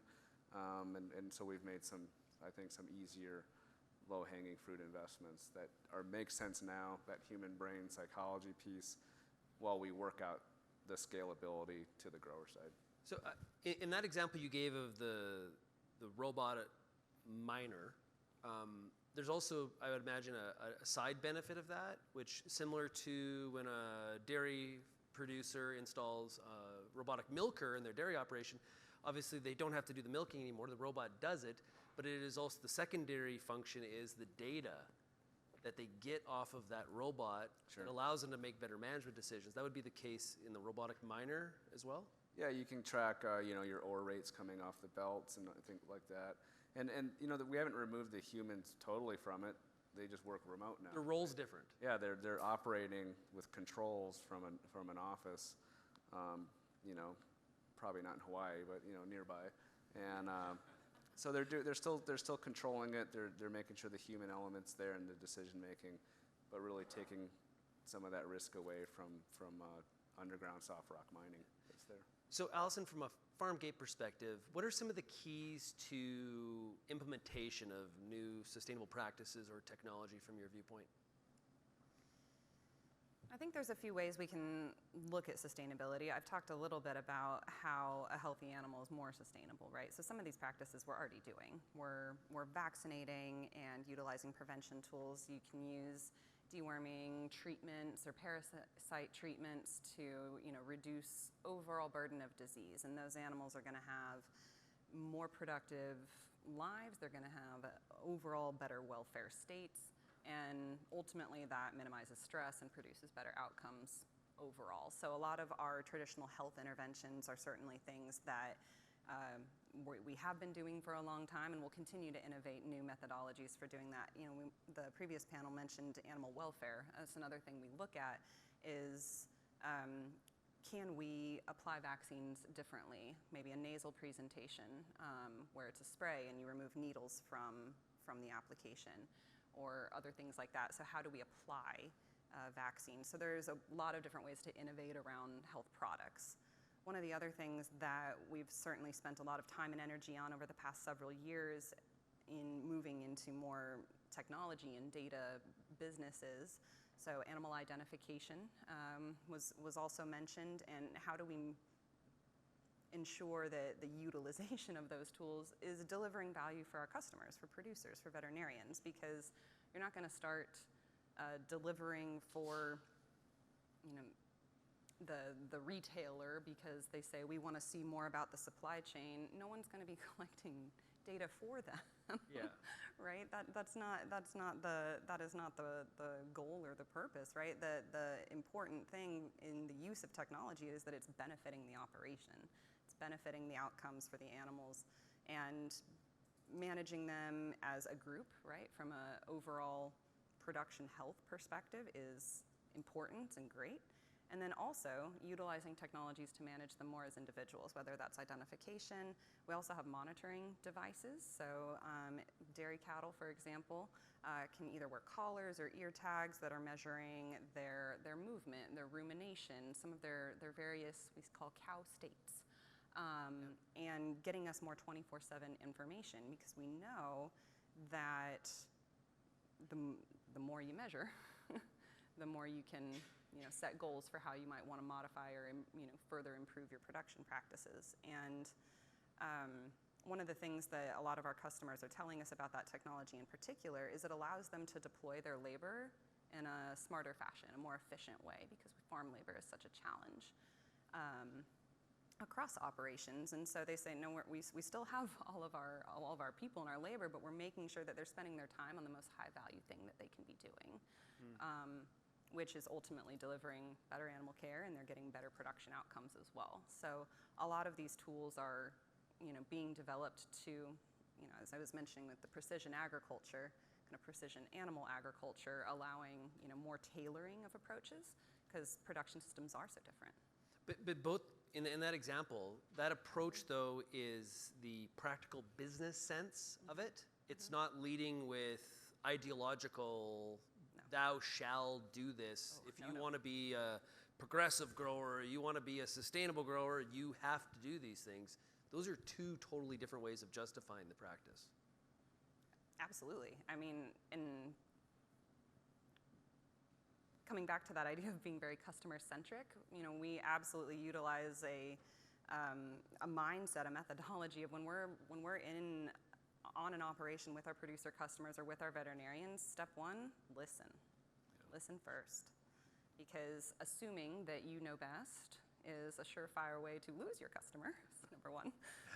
But number two, everyone, coming back to that uniqueness of all of the different types of production systems that we're talking about, if you're not listening first to what the unmet needs are, what the challenges are, you might be offering the wrong solutions in the first place. So listen first, solutions next, and then hopefully you're building that trusting relationship together, that network, so that you can, offer ideas and suggestions, but they're going to be talking to other producers and associations or other groups they're members of as well to figure out what's right for them. And you're right, it is absolutely leading with a solutions and a progress mindset, because that will deliver the longer-term goal and outcome. Yeah, of for sure. sustainability. So let's connect animal agriculture and cropping, whether it's broadacre, row crop, and animal agriculture. We've seen, for whatever, a number of different reasons, we've seen a reduction in the mixed farm over the past number of decades. It's coming back into, kind of being sexy again, if you want to put it that way. Sexy as that could be. Let your imaginations run wild. Talk about that intersection and how that fits into sustainability. Carl? Sure, yeah. So Nutriens has a unique advantage because we produce fertilizers, which are often grown into forage crop production, which is fed to animals, dairy, and steers, chickens, pigs. But we also have a whole feed division. We produce some of the raw ingredients that go into a bucket of molasses. Christmas is coming up soon, put that on the list. And complete feed mixes and mineral premixes. Like we have a role in all of that, because we know that a happy cow, a happy chicken, and if they're having their needs met, I'll pick on phosphate for a little bit. If you've ever wondered why you're feeding that animal phosphate, it's the same reason you need it, bones and teeth, right? If you ever wonder how much phosphate's in your body, take your body weight and multiply it by 1%. That's how much phosphate's in your body, and the way you got it in there was by what you ate and maybe some of the champagne you drink. So we know we have these needs, and really the row crop production, fertilizer production, feed ingredient production intersect with animal agriculture, and it doesn't have to be a mixed farm, but there's several ways just because the biology, a lot of it's the same, same needs. And I think that there's a lot of, room for some continued dialogue on how these sort of separate sides of the business intersect. Yeah, well, you're right. It doesn't have to be a mixed farm. It can be two neighbors working together more collaboratively in that sense. So, Allison, from your standpoint, how do you see the intersection being valuable? Yeah, that's probably getting out of my depth a little bit, so I won't comment on things I'm certainly not an expert in. But one of the things that struck me as well from the previous panel was about grazing management plans and the importance of having those. And when we talk to a lot of our producer customers about those, they're like, of course I have one. It's here, but they've got a plan, right? It's just the writing down of the plan being a very important next step. And then one of the things that technology can help to facilitate is potentially then digitizing that grazing management plan, where you can have, an overview of your operation, and you want to keep, your cattle out of a certain riparian area or certain things like that you're trying to manage your unique geography the way that is best. And then that helps to the point about it also needs to be productive and profitable. It's better for the soil, for the grass. And it can also be one of the things you might need to check the box for either certain conservation programs or things like that. So there's certainly an intersection, right, of how animals contribute from an environmental perspective, but that is about the extent of my in-depth knowledge of the soil and the agronomy side of the equation. Well, and when it comes to record keeping, though, like whether it's digitized or it's in a 4-inch binder, just you have it. Because the trouble is, if that plan, that record keeping that you've been doing in the past number of years, if it's all up here and somebody all of a sudden isn't around anymore, which is a fact of life, all of that record keeping is poof, it's gone, and that can be a real disadvantage on the farm or the ranch, Carl. Yeah. Written down is really key. Sure, there's a lot of fertilizer plans that live in people's heads too. I think the record keeping, it's been, because we all have phones, and internet works a lot better in rural areas than it used to. I remember when I used to go back to my hometown in New Mexico, my wife would make fun of me because I'd have to go to like the one hill where the cell phones worked, and that was when we could call each other. Things have changed. Now there's 2 hills. But now that we have these phones and we can keep records and store them and run them through your trusted relationship, and either that's at the ag retailer or the co-op, have done a lot of these services with digital ag technology of making sure those records are kept and using some of their systems within their inventory keeping, where they actually keep track of how many pounds of urea went out on an acre per field and that sort of thing. So it's getting easier. But definitely, there's still the Post-it note in a truck system, or in your head, or the spreadsheet from 1993. But I'm optimistic about the future of nutrient management. I think there's a lot of great options, a lot of great data. Just 20 years ago, we used to take just a couple million total soil samples in the United States, and now we're up over 12 million. So we've seen a big increase in just the density of soil sampling, which I'm an agronomist by training. That's my dream. I want the soil samples to write my nutrient budgets too. And we just see a lot more folks getting involved. That data is a lot more accessible, comes in a PDF, which you can store and transmit around to that network. So I think there's a lot of great opportunity to just make sure everyone's involved and up to date, and optimizing the input. That's key. Yeah, well, we've been talking about some of the practices that relates to the farmer customer, but even corporately, data plays in that a huge role in some of the corporate decisions around sustainability as well, Alison. Yeah, coming back to sort of how we're judged and measured by our board, how we perform as a company, sustainability is absolutely a component of that. It is part of our scorecard. It's part of how our executives are rewarded, or not, depending on the progress we make towards goals. And that record keeping is really important. A lot of our goals are benchmarking to 2019 levels when we started really digitizing and having, not started, that's probably not the right way to say that, but when we, that's where we're benchmarking to.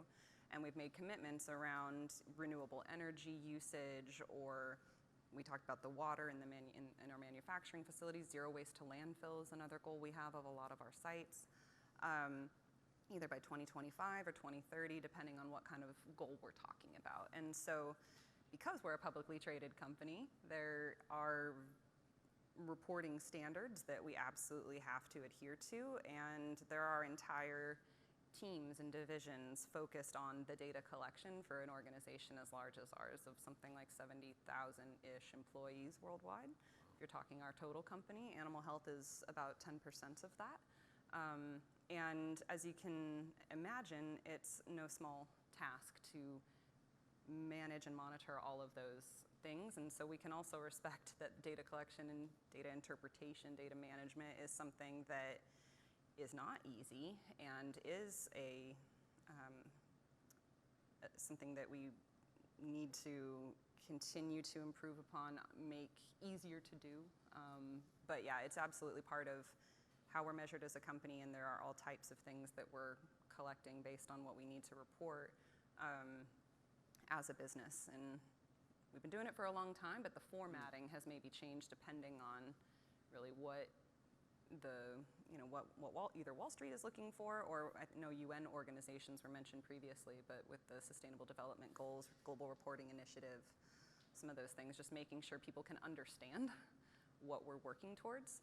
And I think overarching all of this is whether we feel we're making really good progress or not, transparency is absolutely critical. Accuracy in reporting and transparently reporting what we're doing is required.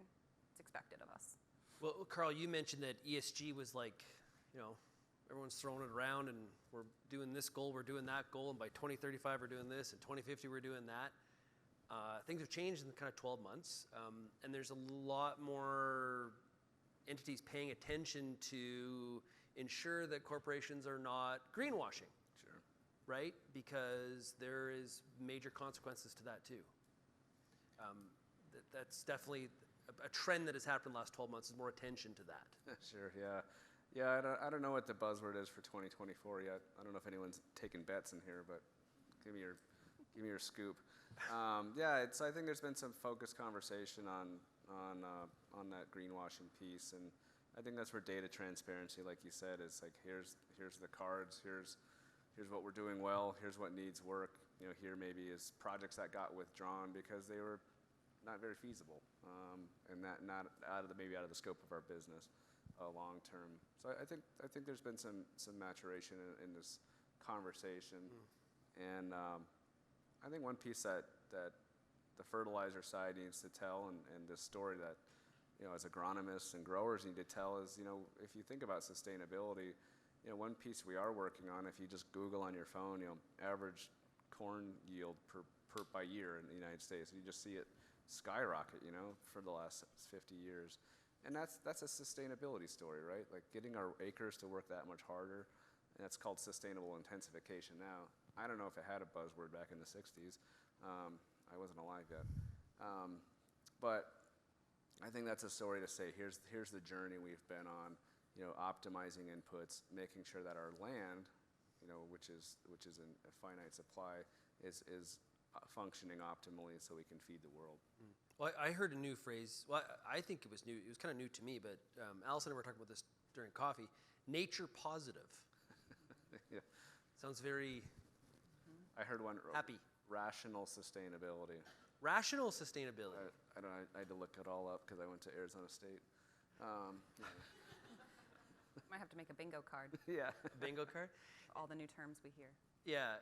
And so does it, for the consumer, does it matter that the verbiage continues to evolve and change? Is that an advantage for our industry or a disadvantage, do you think?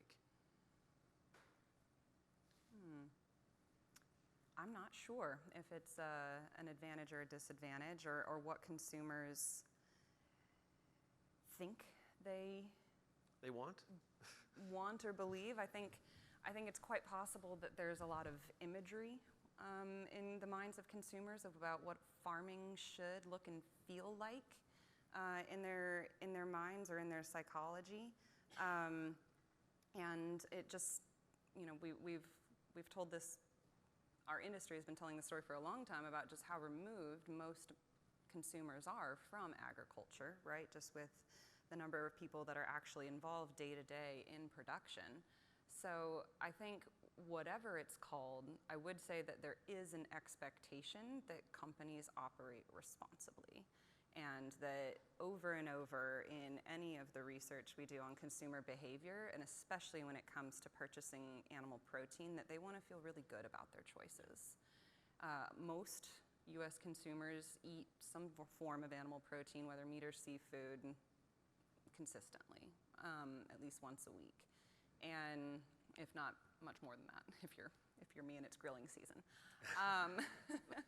But most consumers are purchasing protein, animal source protein, when they're going to the store, and they want to feel really good about that choice, and they are relying on retail food companies, food service, to know their supply chains and to know that they are sourcing responsibly, and that's who they really put the onus on. And so to the point about where some of our connections are missing in the value chain, I think that shines a light on it. Consumers generally trust the brands or stores or entities they purchase from and expect them to have a handle on it, but really the ability to make that connection is a challenge. And so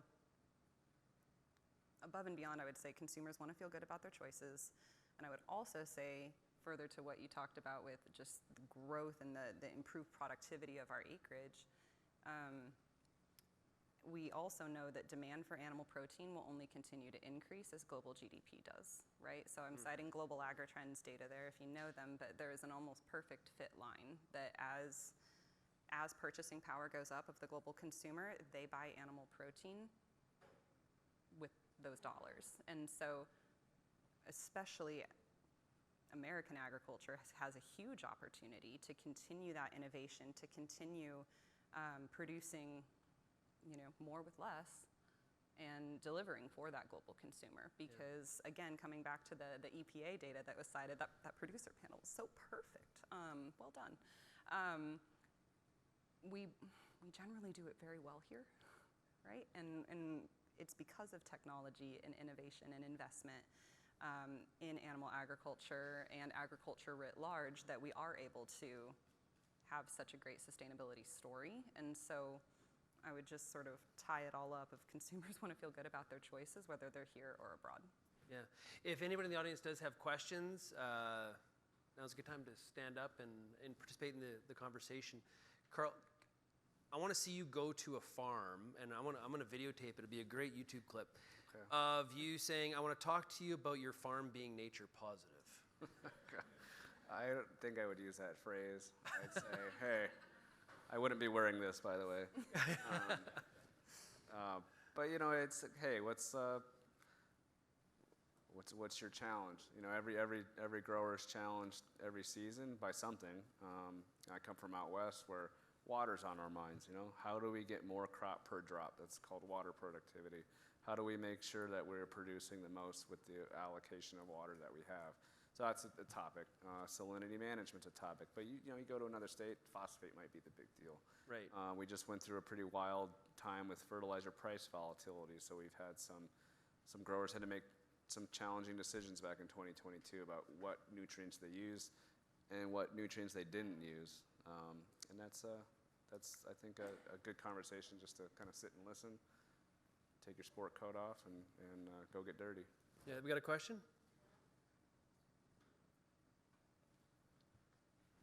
You brought up a good point and something that had been on my mind throughout your presentation about fertilizer markets And I'm wondering, from where you sit, do you see a farmer willingness or eagerness to have more domestic fertilizer production, maybe at the cost of more expensive or more local supply chains, and what that might mean at the farm level to kind of offset some of the variability we've seen? Where I sit, we've seen a big trend of kind of green ammonia, green fertilizer, or local fertilizer production, and I just wonder if you think there's a farm appetite for that. Yeah, definitely. I think we've seen some in the last 5 years, just broadly, a more public understanding of supply chains, right? And we just went through this supply chain crunch in fertilizer. One challenge with fertilizer is that nitrogen, we pull it out of the air and we turn it into fertilizer. That's how we get nitrogen, right? Phosphate and potash are mined materials. So potassium or potash comes from evaporated seabeds that were laid down a long, long time ago. And there's only so many places on the planet you can find these. One of them is Saskatchewan. That's why a whole bunch of potash mining companies are there. And there's a couple of other deposits in Russia and Belarus. Phosphate comes from these old fossilized seabeds. There's only so many spots. Our phosphate mines are in North Carolina and Florida. They follow the same ore seam. And there's only a couple of those. So by its nature, fertilizer has a tough time being local. And so you've got these geopolitical concentrations of minerals, not so much for nitrogen. Nitrogen's more dependent on energy price and your access to cheap energy to produce. So that's a little easier to set up shop locally. But the challenge with fertilizer is that the world is growing year round. Just depending on where you go, north hemisphere, southern hemisphere. And so there's always an NPK demand. And so the whole fertilizer industry is set up so that you're moving materials around globally, even though buying your fertilizer is very much a local experience where you're going to your favorite ag retailer and saying, hey, I need 200 pounds of urea. Will you blend that in with 100 pounds of potash? And so I'd say maybe there's some demand, but the reality of it is probably a lot more challenging just because of all the reasons I just listed. But we'll add on top of that too, it would be the U.S. having to make a decision that we're going to keep this fertilizer home, which also creates a little bit of a different protectionist vibe than the U.S. would traditionally be comfortable with too. So, any more questions? That light is bright. Go ahead, Lynn.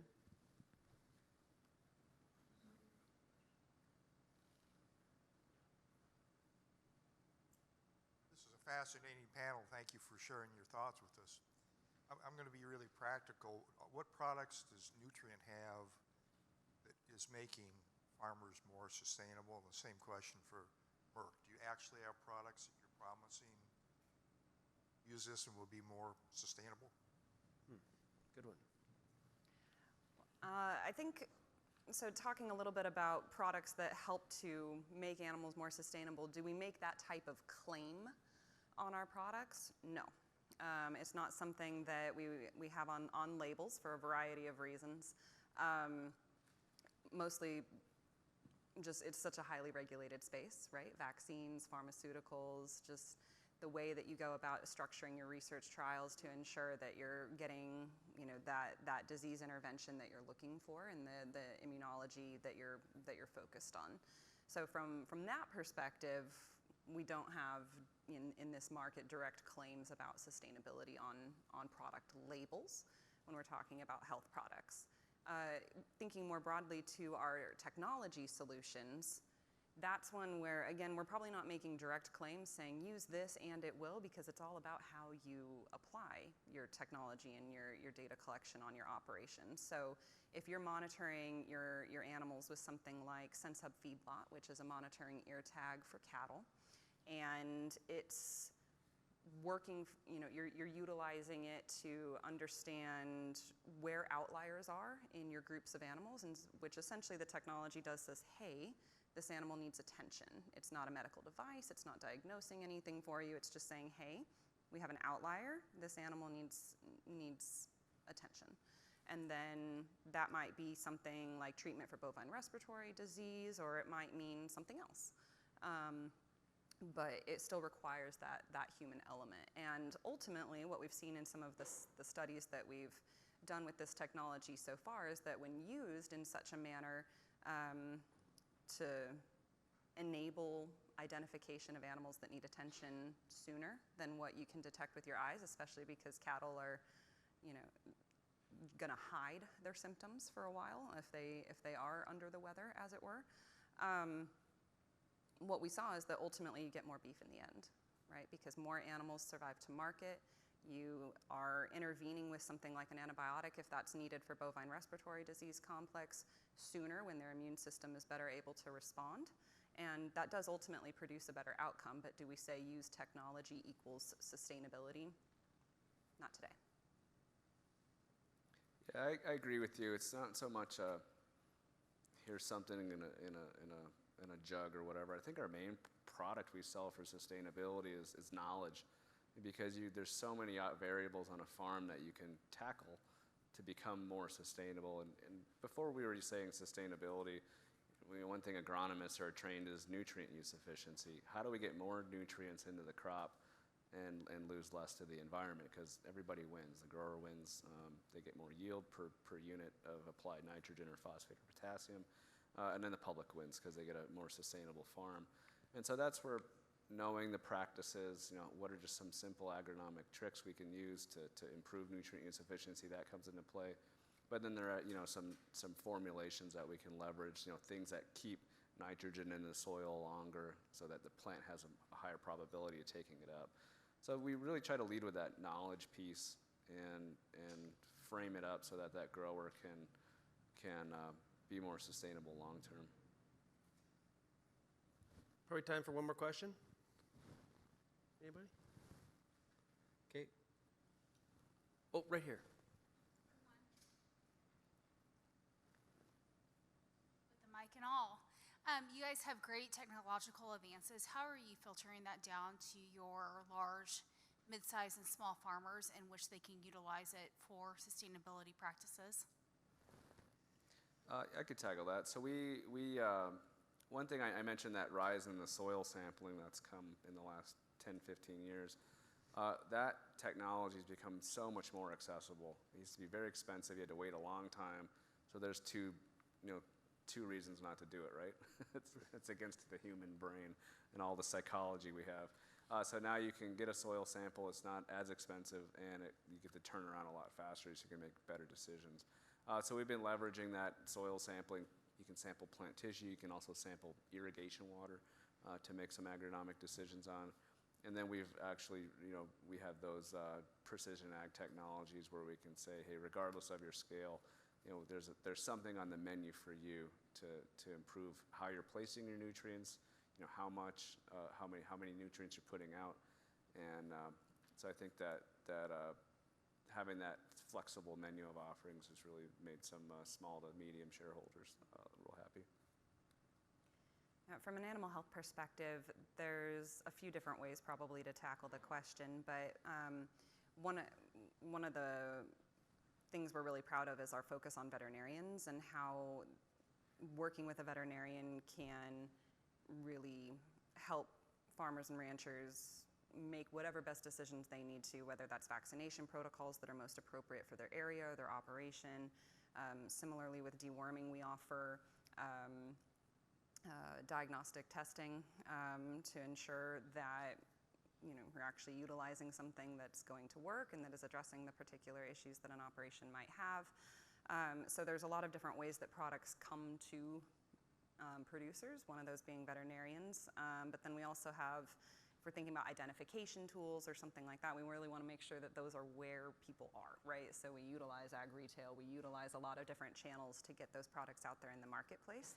And then what we really want to be as a company is a trusted resource, a trusted partner through our people and through our work with our distributor reps and some of just really that network of animal health professionals to tackle whatever challenges or opportunities might be coming up on an operation. So a lot of different ways that products get into the market, but those are some of the key features. Okay, cool. I think we're out of time. So let's give the panel a big round of applause.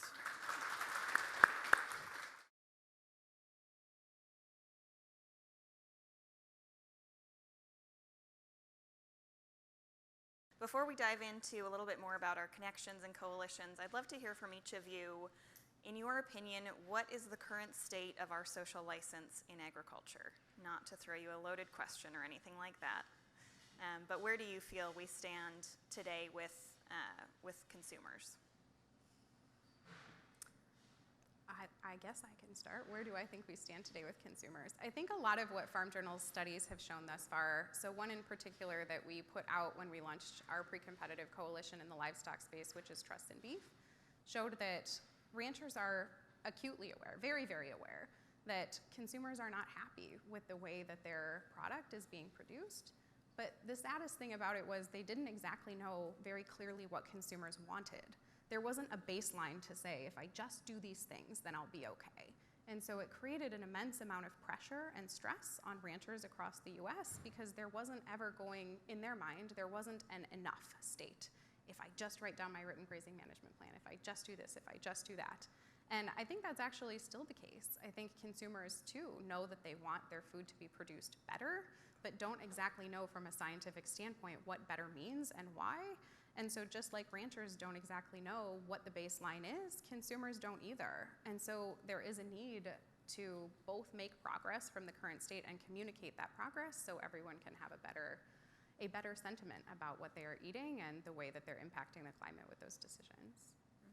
I guess I would just add that I think people do what they're incentivized to do, and when we think about are people willing to pay, as a consumer willing to pay, and how does that feedback loop come back to our producers in a way that is meaningful and valuable and incentivize the points that they need to be able to execute on? And we don't see that feedback loop coming back that way, right? So there's a feeling about it, but there's not actually the data to suggest that anything but price matters, right, when we consume protein. And so I think there's that disconnect in between the feedback loop that really allows a lot of our producers to say, well, I don't know that I have a sense of urgency to have to do anything when everybody just wants wholesome, quality, safe, affordable meat.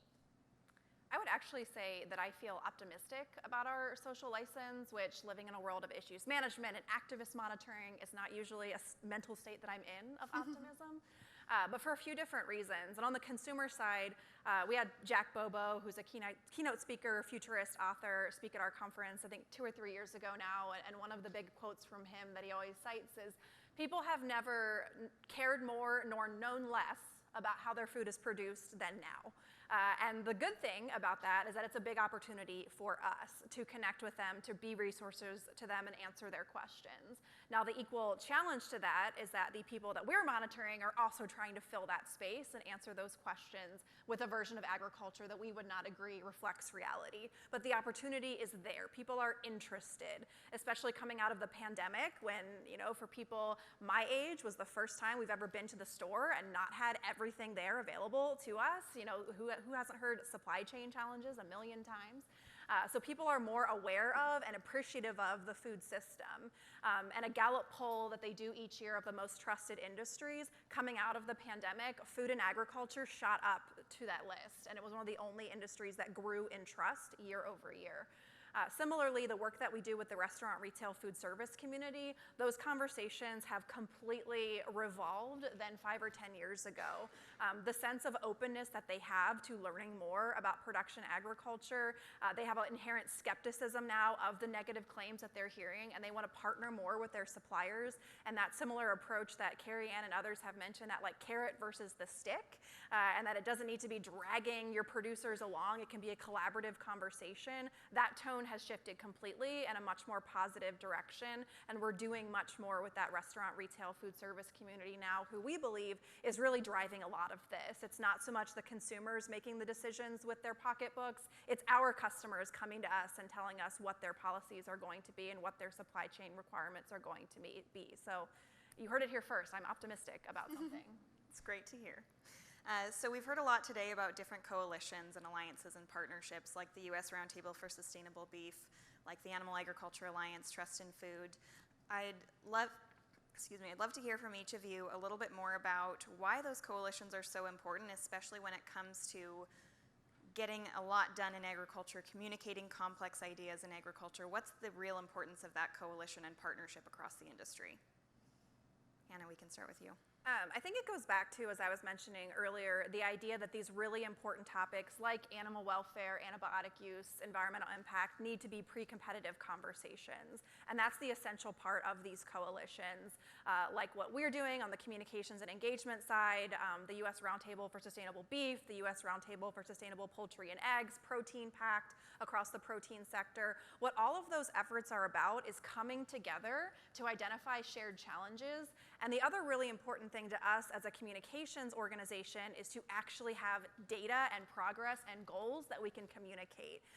It's not anymore just trust us, we're doing the right thing. We need to be able to trust but verify and back up our key messages and talking points with those really great ambitious goals that those roundtable organizations are doing.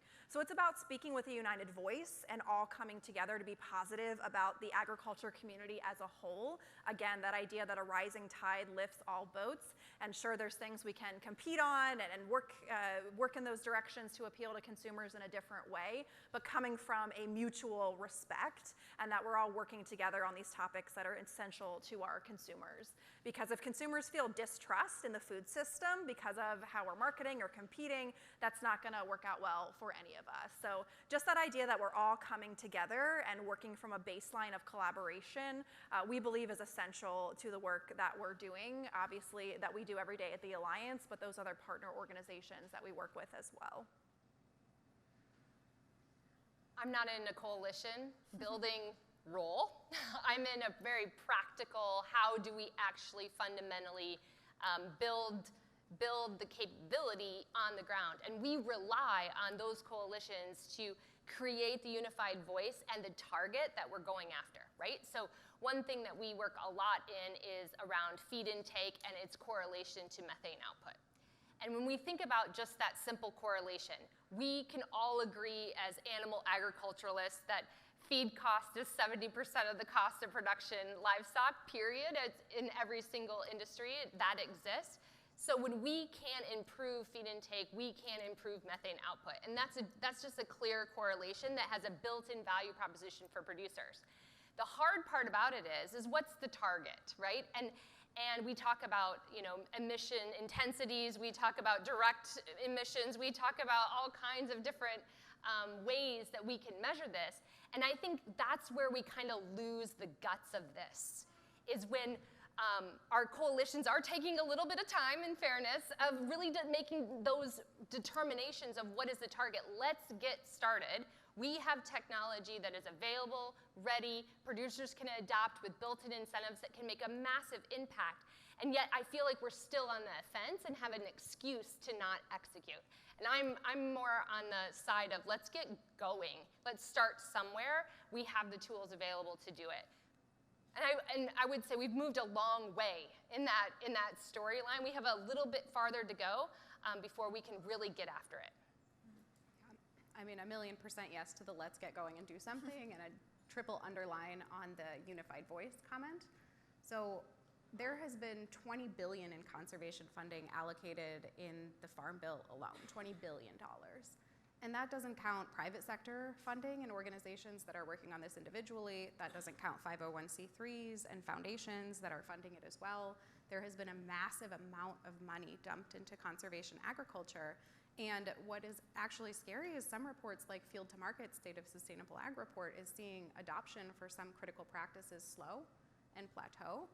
And so what we really are focusing on internally with our programs like America's Conservation Ag Movement and Trust in Beef and Partnerships for Climate Smart Commodities projects are how can we bring all of the organizations that are working on this together to unite under one message so it becomes more clear to farmers, and also there is the force multiplier of everyone investing in similar goals versus the many sporadic and slightly different goals that are out there for sustainable agriculture. And I think one of our partners phrased it really, really well. There are so many points of light working on this, and if we could just focus all of them into a single beam, it would be stronger. And so that's how we view our pre-competitive coalitions very specifically as collective impact programs. There is no one organization, the US government not even, does not have enough money to fund these kinds of changes alone. So we have to get together and start working on them to make the practical change on the ground that can be quantified. Absolutely. Sticking with you, Rebecca, sometimes in this coalition space we see unexpected partners. We see environmental groups with agriculture and food groups that may have traditionally been at odds coming together to the table, working together. We don't need to name names specifically, but in your experience, have you seen value in some of these kind of unexpected partners? Is this a danger zone for agriculture? What is your view? I think it's critical. I mean, part of the reason why some entities in agriculture aren't totally trusted, especially in the conservation space, is because there are ideas about what they want done with acres. They want acres taken out of production. They want this to be done with acres, which isn't productive or profitable for me. But if you actually talk to those organizations, their goals are obviously beneficial to them. And if we sit them next to the organizations that farmers trust, then we can sometimes receive those research-related benefits, the climate-related benefits that they're going after with the trusted and practical voices that really connect with agriculture directly. Like I said earlier, many of the initiatives that we work with never say the word climate. They never say the word regenerative agriculture. And many of the organizations don't go to market with the entities that are funding them for reasons of trust. But those entities have important initiatives for US consumers and for the US government. And while those initiatives might not be top of mind for farmers who are getting through the day-to-day, who are doing the very practical things on the ground, we can achieve both goals if we know who should be the face, who should be the person behind the curtain, who should be at the table together to get it all done. Carrie Ann or Hannah, have you seen something similar with these unexpected partnerships? I think we see a lot of very productive work when we do reach outside of the barnyard, especially with environmental groups who we probably don't agree on everything, but we can find common ground. But I will add, the big caveat that there are other organizations out there that, again, just don't believe there's any role for animal protein in a sustainable food system and are working to achieve that objective. So it's kind of thinking about where people fall on that spectrum. And if you want to know, please call me. Happy to tell you. We have profiles on more than 240 different organizations that are working in that very negative space. So it's just finding who those organizations are and where they fall on that spectrum. So there are absolutely, on the environmental side, a small handful, but there are some on the animal welfare side that we would say, again, they're not going to agree with everything, but we can find some common ground. But there are, unfortunately, other voices in that space that, just working with them is not going to end up advancing our goals because their ideal sustainable food system is one that does not include animal agriculture. So just guardrails you have to put up when finding who those right partners are. Without going into what I'm sure is a very detailed spreadsheet or algorithm, Hannah, what are some of the flags to look for when determining if someone's going to be a good and productive partner or if they're too far on the other side of the spectrum? Yeah, absolutely. We could spend another hour on, diving into the more adversarial side of things, the juicy stuff, as we call it. Really, the main thing is about looking a little bit more deeply than maybe skimming the surface. A lot of these organizations that we monitor, I mentioned that list of 240, that list grows every year, and most of the new organizations are the same people, but they're just rebranding because everyone's become more savvy to the mainstream names and, pump the brakes, this maybe isn't a good idea. So they pop up the same people with a different name, a very sanitized website. So sometimes it's hard to piece together who the players are. So again, that's a big part of what the Alliance does is kind of maintain that historical knowledge of who these people are and what they're looking to do. But as you do kind of review their materials, just looking for those red flags, referrals to quote unquote factory farming, talking about animal agriculture in that very negative way, and just that implication, again, that anything at scale is inherently wrong, that eating animals is inherently wrong. There's just, again, no way to really get around that very absolutist mindset compared in contrast to organizations that, again, talk in a positive way about innovations and enhancements and ways to innovate in the food system is a very different conversation. So looking out for those buzzwords, those red flags, you might need to read their bios and get a little bit more background. But unfortunately, these organizations are sometimes very effective at that curtain of seeming very positive. So that's why we're here to keep an eye on all of that. Absolutely. When we talk about partnership with producers and producer groups, Carrie Ann, we'll start with you. What are some of the most important things that you want to see when it comes to working directly with a producer in terms of sustainability in these types of coalitions?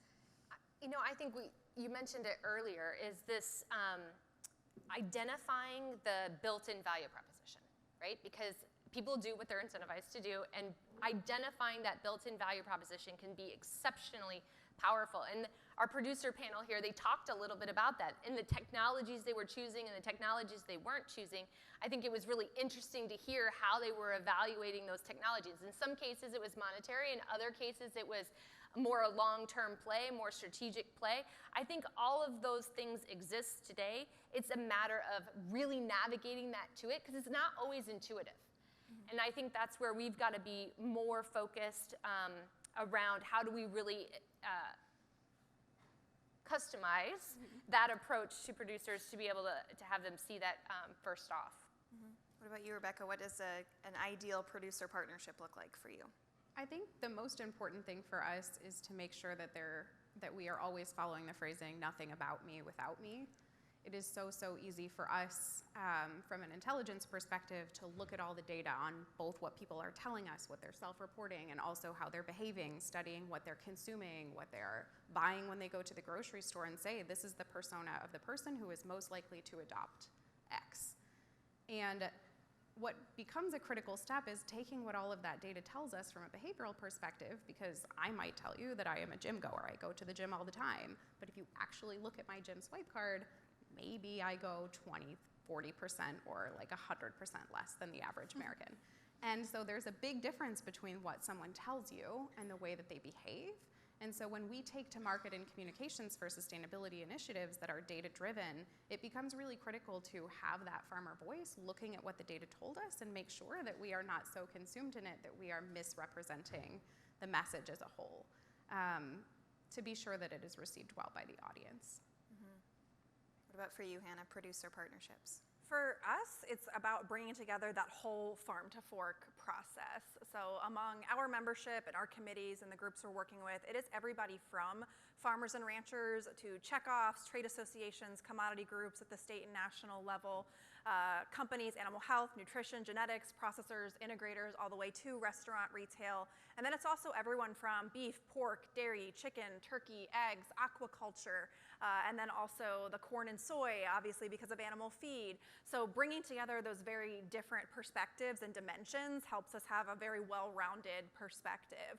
Sometimes it does come with challenges, to Carrie Ann's point earlier, like coming to consensus with that broad of a group can be very hard and can end up in messages that are more generic than maybe we would like, or we have to segment more than we would like. So that very broad coalition comes with challenges as well, but we also feel like it's essential because everyone has a piece in this puzzle.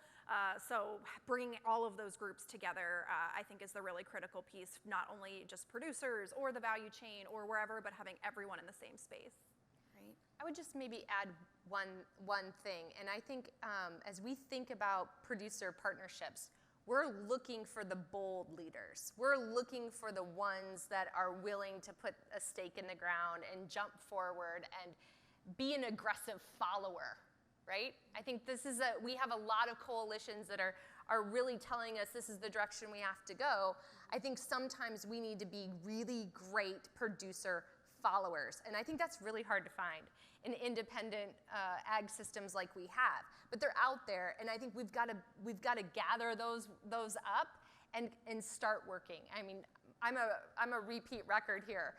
We got to find the people that are willing to go and come along with us, and let's get going. Yeah, and to build on that, I think it's really, really critical when we're thinking about that base that's going to lead to make sure that they are the right segment. So for example, in every Rogers adoption curve, there is the innovator at the forefront, like the guy that took it on 100 years ago. He's been doing it for 2 generations already.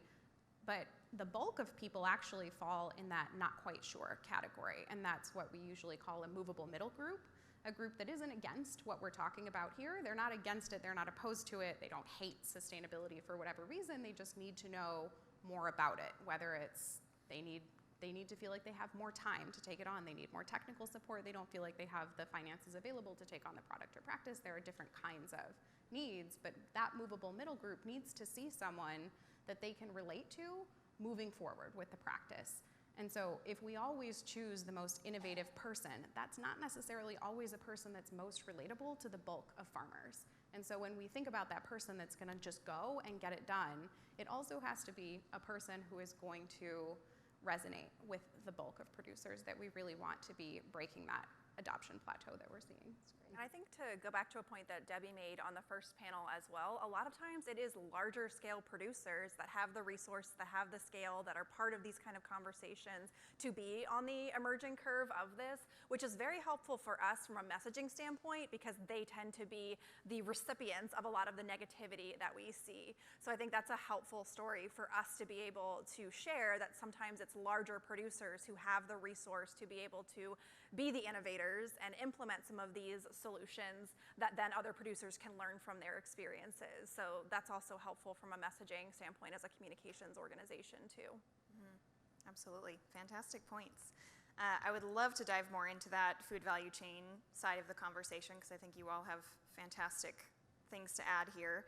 So for those of you who spend a lot of time talking with companies more through the food value chain, so thinking about retail, restaurant, food service, what are some of the current beliefs that you hear over and over, things that they see and view in agriculture, maybe even specifically when it comes to sustainability?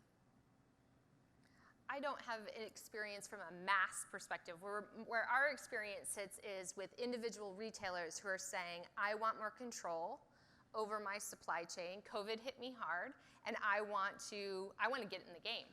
And we're seeing retailers get in the production game, and they're getting in it in a very interesting and different way. And so they're looking at it from a supply chain consistency and supply consistency perspective. They're looking at how do I build a supply chain that I can continually reduce cost on? How do I get into it from a sustainability perspective?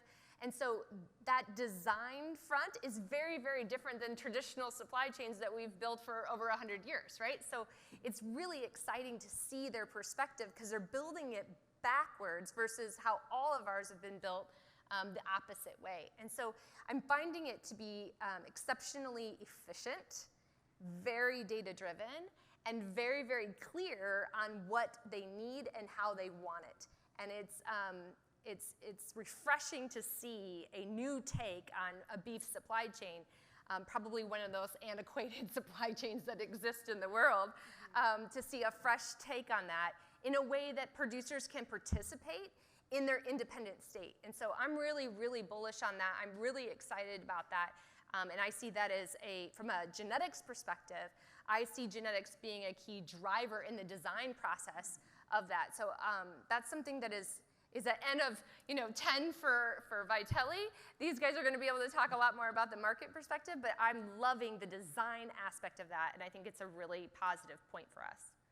I think we see almost two directions that our restaurant, retail, food service partners are going in as a reaction to the same challenge of they've got all this activist pressure that they're dealing with. Maybe some of them made commitments 10 or so years ago, and now we've had a little human pandemic, not to mention some animal disease outbreak and pandemics for them, or outbreaks for them to navigate. So they're kind of coming to either the point that Carrie Ann mentioned of they want more control, they want to bring it in-house, they want to integrate more, or the other perspective, which is we do not want to be the decision makers on animal welfare and sustainability anymore. Some of these policies, decisions that were made by PR people or communications people, no offense, present company.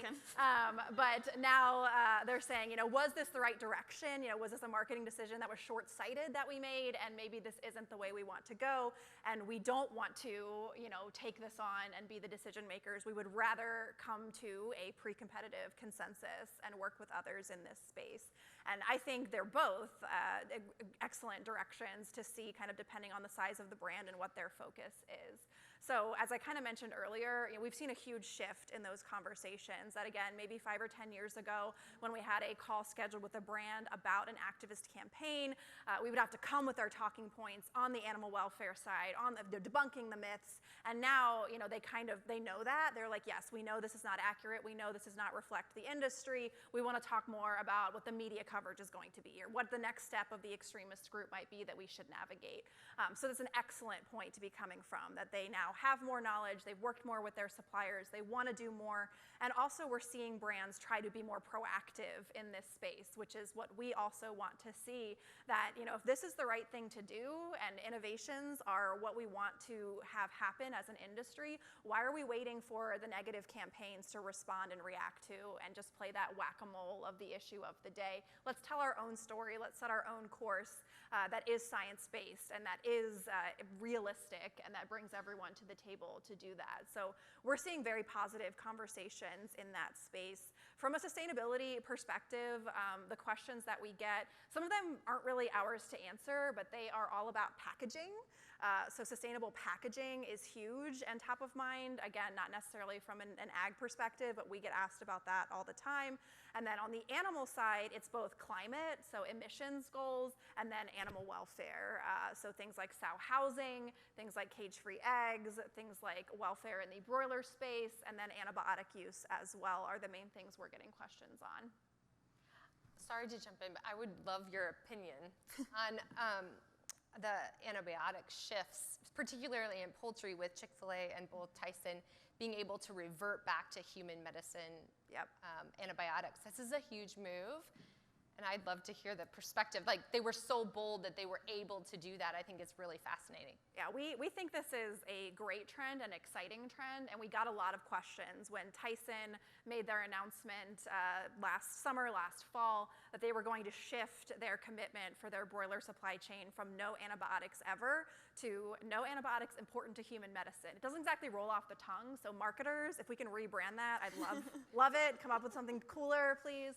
But the idea is that an NAE system has had some veterinarians and producers be in a very tough position of making the choice between using an antibiotic when needed to maintain animal health or losing their market and losing a premium they were getting for their market. So it was leading to actual shortcomings for animal welfare to chase this goal of no antibiotics ever. So Tyson, that's why they came out and explained this perspective that the no antibiotics important to human medicine approach was going to allow them to maintain those most important, most critical shared class antibiotics that people use while allowing them to use other antibiotics in their poultry supply chain when needed, which we hear all the time about how they do things in Europe. I mean, Europe's ionophores, which are those medicines that are only used for livestock and poultry, are not even considered antibiotics, so they're not even included in this conversation. So that shift from Tyson, we got a ton of questions from restaurant retail because, of course, some of the more negative media was saying it was backsliding, it was a regression, they were backing out of their promises. So one of the webinars we held was with one of Tyson's lead veterinarians to explain, well, this is why we did it, this is why we think it's the right thing to do. And now we have seen some major restaurant chains, Panera changed their approach, Chick-fil-A changed their approach and got a ton of attention. Now, we don't love some of the wording that they used, like Chick-fil-A referred to it as supply chain challenges. We wish that they would have been a little bit bolder and said, like, no, we think this is the right thing for animal welfare, but I don't work for them, so I wish I did. I could get some discounts. So, we take it. We'll take it. We'll take the win. It's a great thing, I think. And I think, I don't know everybody's supply chain. I don't know how many other major restaurants that source from Tyson. I would assume Chick-fil-A does. I don't know that either.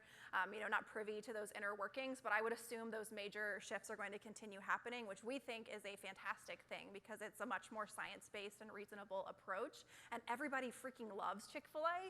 So if we have brands like that everybody loves and believes does the right thing making these shifts, I think it's gonna lead to more and more. Yeah, I agree. It's a really, really good example of taking steps towards owning the story on the farm. That difference between what people say and what they do in beef specifically is really, really powerful because there was a lot of expression of dissatisfaction for the way that beef has been produced at the exact same time that there were some of the highest sales across all of beef production. And so what becomes really important in telling that story is making sure that agriculture is aligned about our understanding of what is good and what is right by the land, right by the animals, right by the people that work for the farm, and making sure that that story is being told to consumers as well.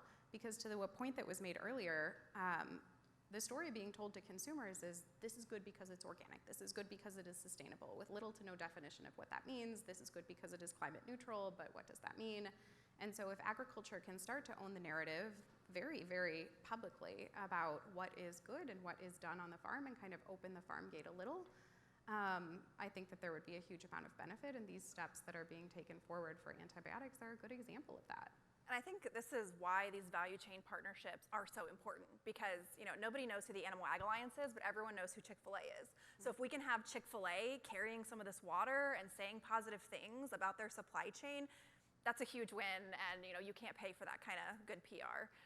So I think that's why these consumer-facing partners are so essential, because they have the built-in relationships. People are going there weekly, monthly, whatever it is, and if they are, again, carrying some of this for us and saying positive things about their suppliers, it's going to carry so much more weight than industry just doing it on our own. Absolutely. Really, really great thoughts. One of the things that really resonated with me from this morning was Debbie saying that this isn't the consumer asking for X label. They probably didn't even think about caged chickens until cage-free became a thing. Didn't think about grain-fed until grass-fed was being heavily marketed.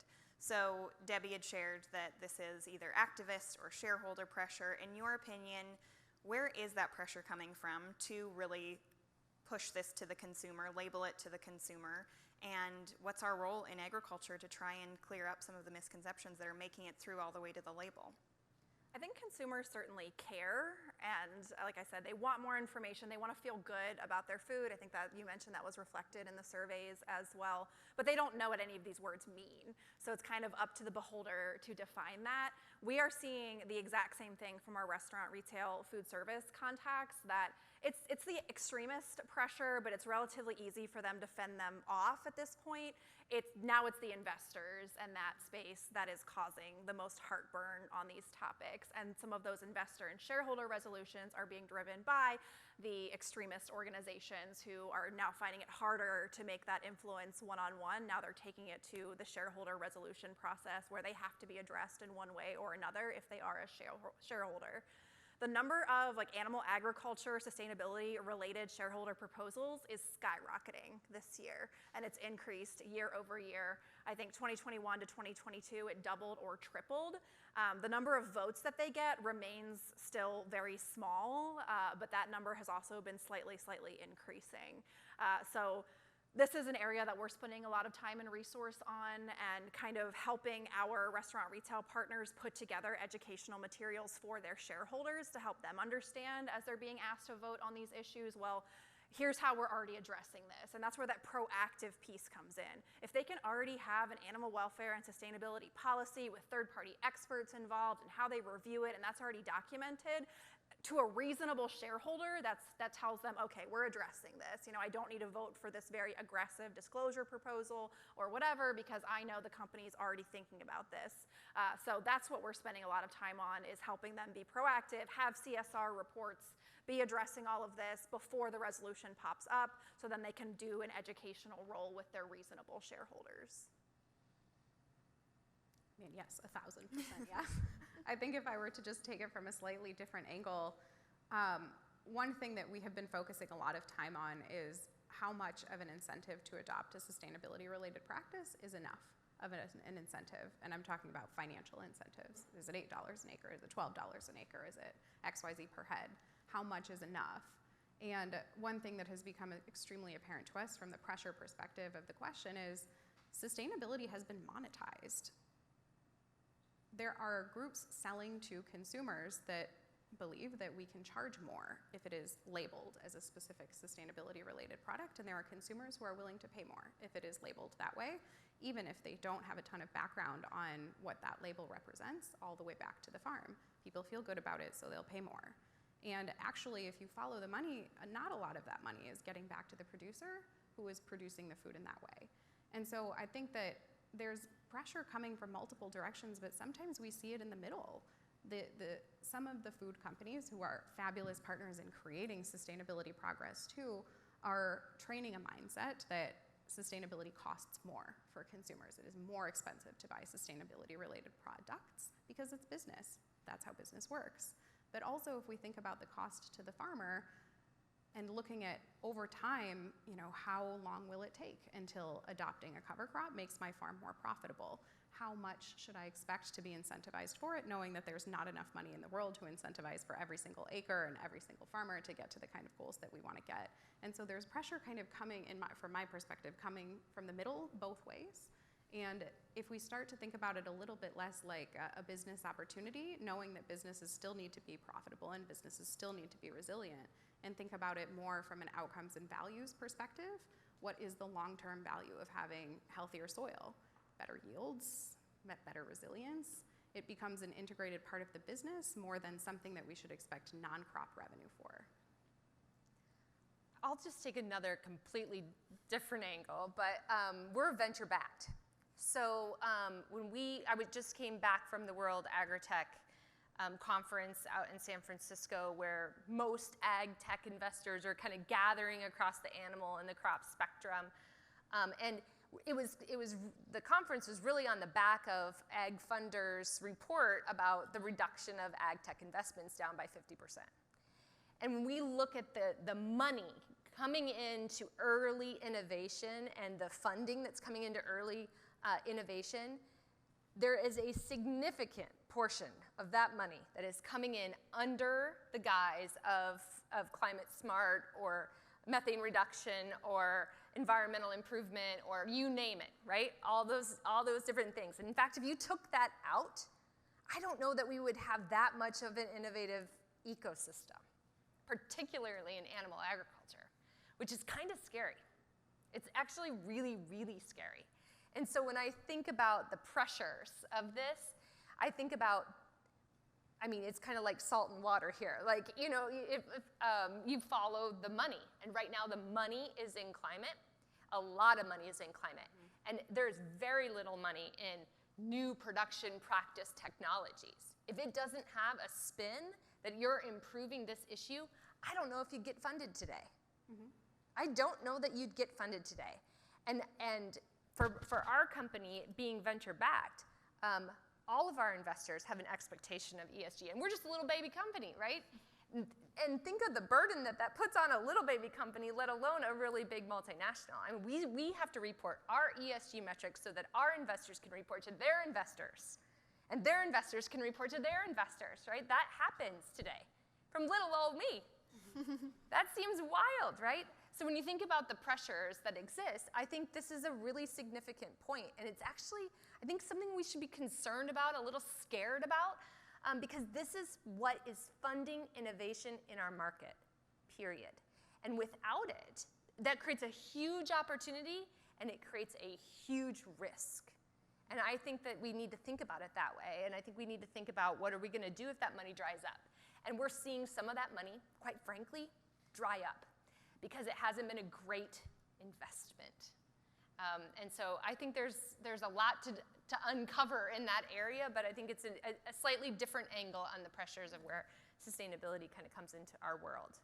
Yeah, really excellent points. I find it hard to believe, but we are coming toward the end of our time. I could sit here for another hour, but for those of you in the audience or listening at home, please be thinking of your questions. As we wrap up, we'll leave a couple minutes of questions for the end. Where I would love to leave it with the three of you is, what is your hope for the future of the sustainability conversation? Does it become something that is more driven by the producer versus coming up from the other direction? Kind of if all goes well with the initiatives that you all are working on, where does this end up in 5, 10, 20 years? I think we are moving in a direction of more consensus, similar to what Rebecca mentioned, that producers want to know, what is the baseline? What do I need to do to be a responsible, sustainable producer? And how can I achieve that? And again, there's going to be other brands that hire better, more as part of their marketing, and if you want to be in their supply chain, you need to do that, and that is all well and good. But for the kind of majority, where is that baseline? And that's the same thing we're hearing from the other side of the value chain, is where is that baseline? What is our supply chain policies? What can we do to be with that that majority that's doing the right thing, but not necessarily trying to be pushing the envelope in that space. So I think the fact that both sides of the value chain are kind of coming to the same place of what they need is extremely promising, and that we'll be able to move in a direction of more consensus across the industry, and then making this that pre-competitive conversation of, okay, once everybody is here at the baseline, how can we all move together to what the next solution is? And I think animal agriculture, selfishly, again, just being my background, has a fantastic story to tell and how we are doing the right thing, and those conversations are starting to happen more effectively with the right people, which tells me that hopefully that's going to then get out to the masses with the things like the antibiotics policy and those other trends that we've talked about. So I think hopefully in that 5 to 10 years, we'll be able to come back and share, okay, here's where we're all working together, and instead of talking about how we're competing and need to come together, we'll be together and can then talk about, again, how do we just get this done? How do we just start moving forward instead of having to do all those building blocks? To build on your point, I'm bullish, and I'm betting on producers here. We're scrappy as heck, right? And we always find a way, right? We can build fence out of anything, right? And so I am bullish on that, and I am bullish on the idea that we have the technology available to us. It's a matter of knowing the goal and execution. And there's no one better in the world than producers to execute. We do it on point every season, despite all of the weather, the challenges, the labor, all the hiccups. So I'm pretty bullish on the idea that once we decide to go, we can get it done. And I'm really excited to go. So that's how I'd close. Yeah, I mean, there are such incredible minds working on this. I am extremely bullish on it as well. One of the ways that we've been measuring it at Farm Journal is through looking at it as a topic, a trending topic, compared to all other topics. And I think if I were to look to the future and say, what is my nirvana state? I would say that it would be normal. I would like it to be part of the everyday conversation and not something cool that's happening in the corner, something that we're driving towards, not something that is labeled in a store and costs $1 more to buy, but something that is normal and expected. So there is not a need to dump, 20, 50, 70 billions of dollars into it to make a change, because producers are scrappy. And there are such bright people working on how to increase the interest of it that I have no doubt that in the short term, it will become something normal. And I think that's the nirvana state, is average. Love it. Yeah. Fantastic points. All right, we've got time for probably a couple of questions. Do we have any in the room? Sheridan.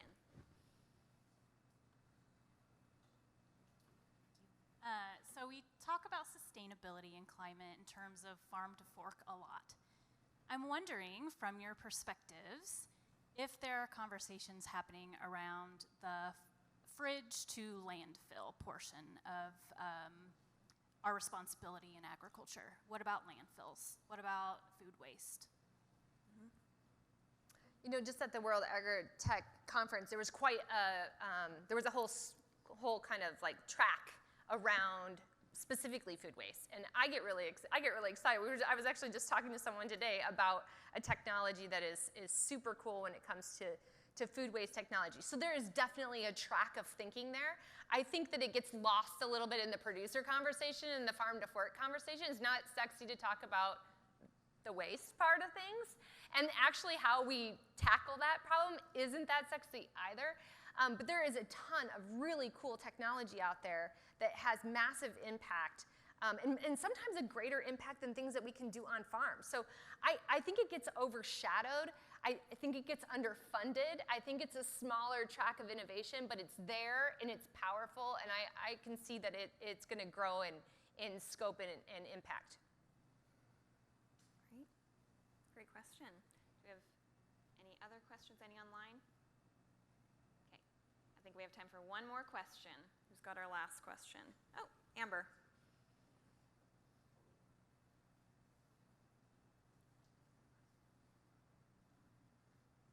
So Rebecca, you kind of hit on the point about having a figure, a producer who is more in that middle ground as the leader or as the picture, to hopefully bring more of that middle to the story. And Carrie, and maybe this is more of a question for you. I'm not sure how much the two of you guys work globally, but the bulk of producers in the world are smallholder farmers who maybe are less incentivized. Even in the US, we have a lot of producers whose maybe sole income isn't coming from their cows or not coming from their production agriculture pieces. But from a climate perspective, that's where a lot of the emissions and impacts actually coming from. So we can keep working with the really progressive guys, but how much is that moving the needle, right?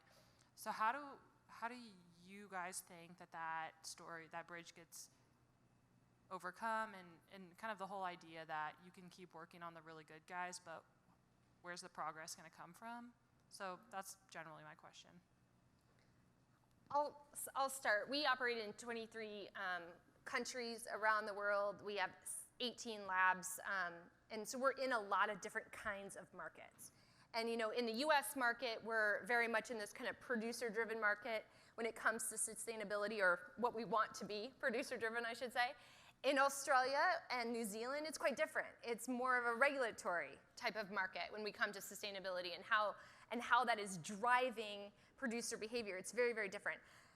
From a cattle perspective, when we think about where can we really have the biggest impact, it's right there in the equator in the middle of the world, right?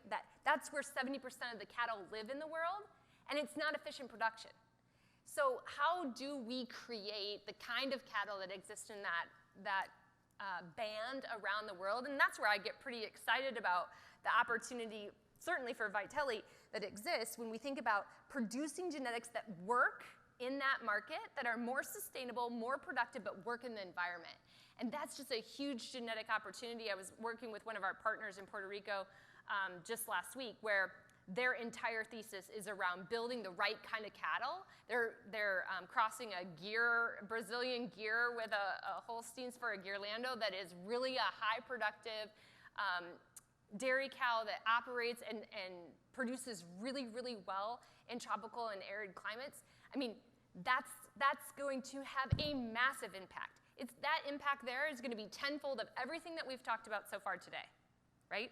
If we can hit that in a way that meets them where they are, I think we can have it. We can unlock a tremendous amount of environmental impact and sustainability impact for smallholder farmers all over the world. So I get pretty passionate about that particular area because there's just so much to unlock, so much to do, and we have the tools to do it. Mm-hmm. So it's a matter of get it to the right places. Yeah, that is very, very true. So the vast majority of Farm Journal's data is on US production. But the point that you're making still stands here, because study after study has shown that the more focused the rancher is on ranching, meaning they're not going to another job during the day and kind of doing this part-time, the more likely they are to have multiple conservation-related practices in operation on their farm. And once they do one, it's easier to stack, stack, and stack. But what that actually says is the bigger the rancher, a lot of times the more likely they are to be doing the things. So the point about how do we address the smallholder farmers is really, really important. And it is a study in and of itself to say, how are the needs different for this group and how are the benefits different for this group? If this is a group that is only doing it part-time, is there a need to communicate about how some of these practices support them in saving time? For a lot of the bigger ranchers that are adopting these sustainability practices early, the regenerative rancher persona, their location aligns almost exactly down to the county line with where there's resource stress related to drought. Whereas some of those smaller ranchers, sometimes near the center of the country, that don't have the same kind of resource pressure, don't have the same incentive to adopt the sustainability related practice. So they need a different value proposition and a different kind of motivation than the bigger guys did. And so to me, it just all keeps coming back to, oh no, did I stop? Oh, there it is, okay. So to me, it just all keeps coming back to understanding what the value proposition is for the different group. Because for the bigger guys in resource-stressed areas, super clear. For the smaller guys in that middle band, they need a different approach. And so how do we isolate that for them and roll it out in a way that resonates?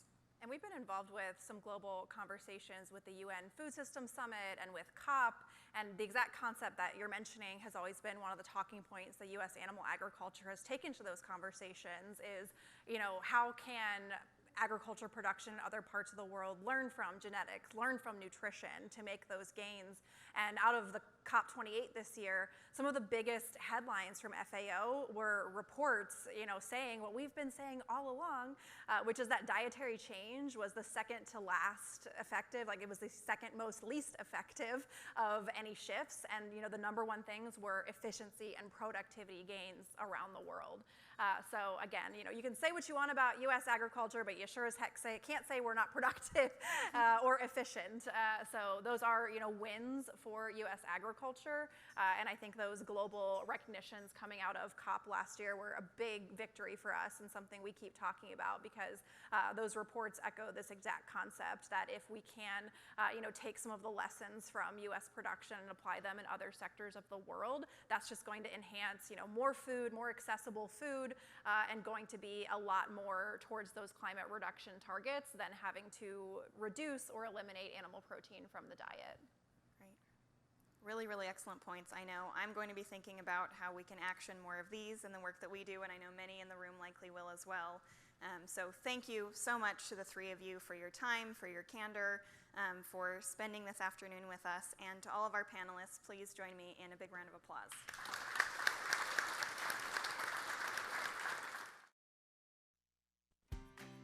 Farmers and ranchers make choices every day. Decisions that drive both their operation and the future of agriculture forward. But you can't see or hear those decisions from the road. To hear the real voice of agriculture, you've got to meet it in the field. And just listen. Farm Voice does exactly that. Farm Voice by AdFarm is a diverse, one-of-a-kind community of North American farmers and ranchers with a vested interest in the advancement of agriculture. By joining Farm Voice, you're joining a group dedicated to sharing the real voice and perspective of agriculture. Whether it's helping guide accurate marketing and media representation or advocating for future policy changes, Farm Voice is a platform for influencing the current and future state of ag. It's an opportunity for your voice to be heard. It's also an opportunity to be part of something larger than yourself. Along with incentivized research, you'll get the ability to grow your network and connect with other farmers and ranchers on topics that matter. Through digital surveys, focused conversations, and specialized events, Farm Voice gets to the heart of what matters most, and sometimes, more importantly, what doesn't. We all agree there could be more of a farm voice in agricultural marketing and beyond. Are you ready for your voice to be heard? Visit adfarm.com/farmvoice to learn how you can become a member.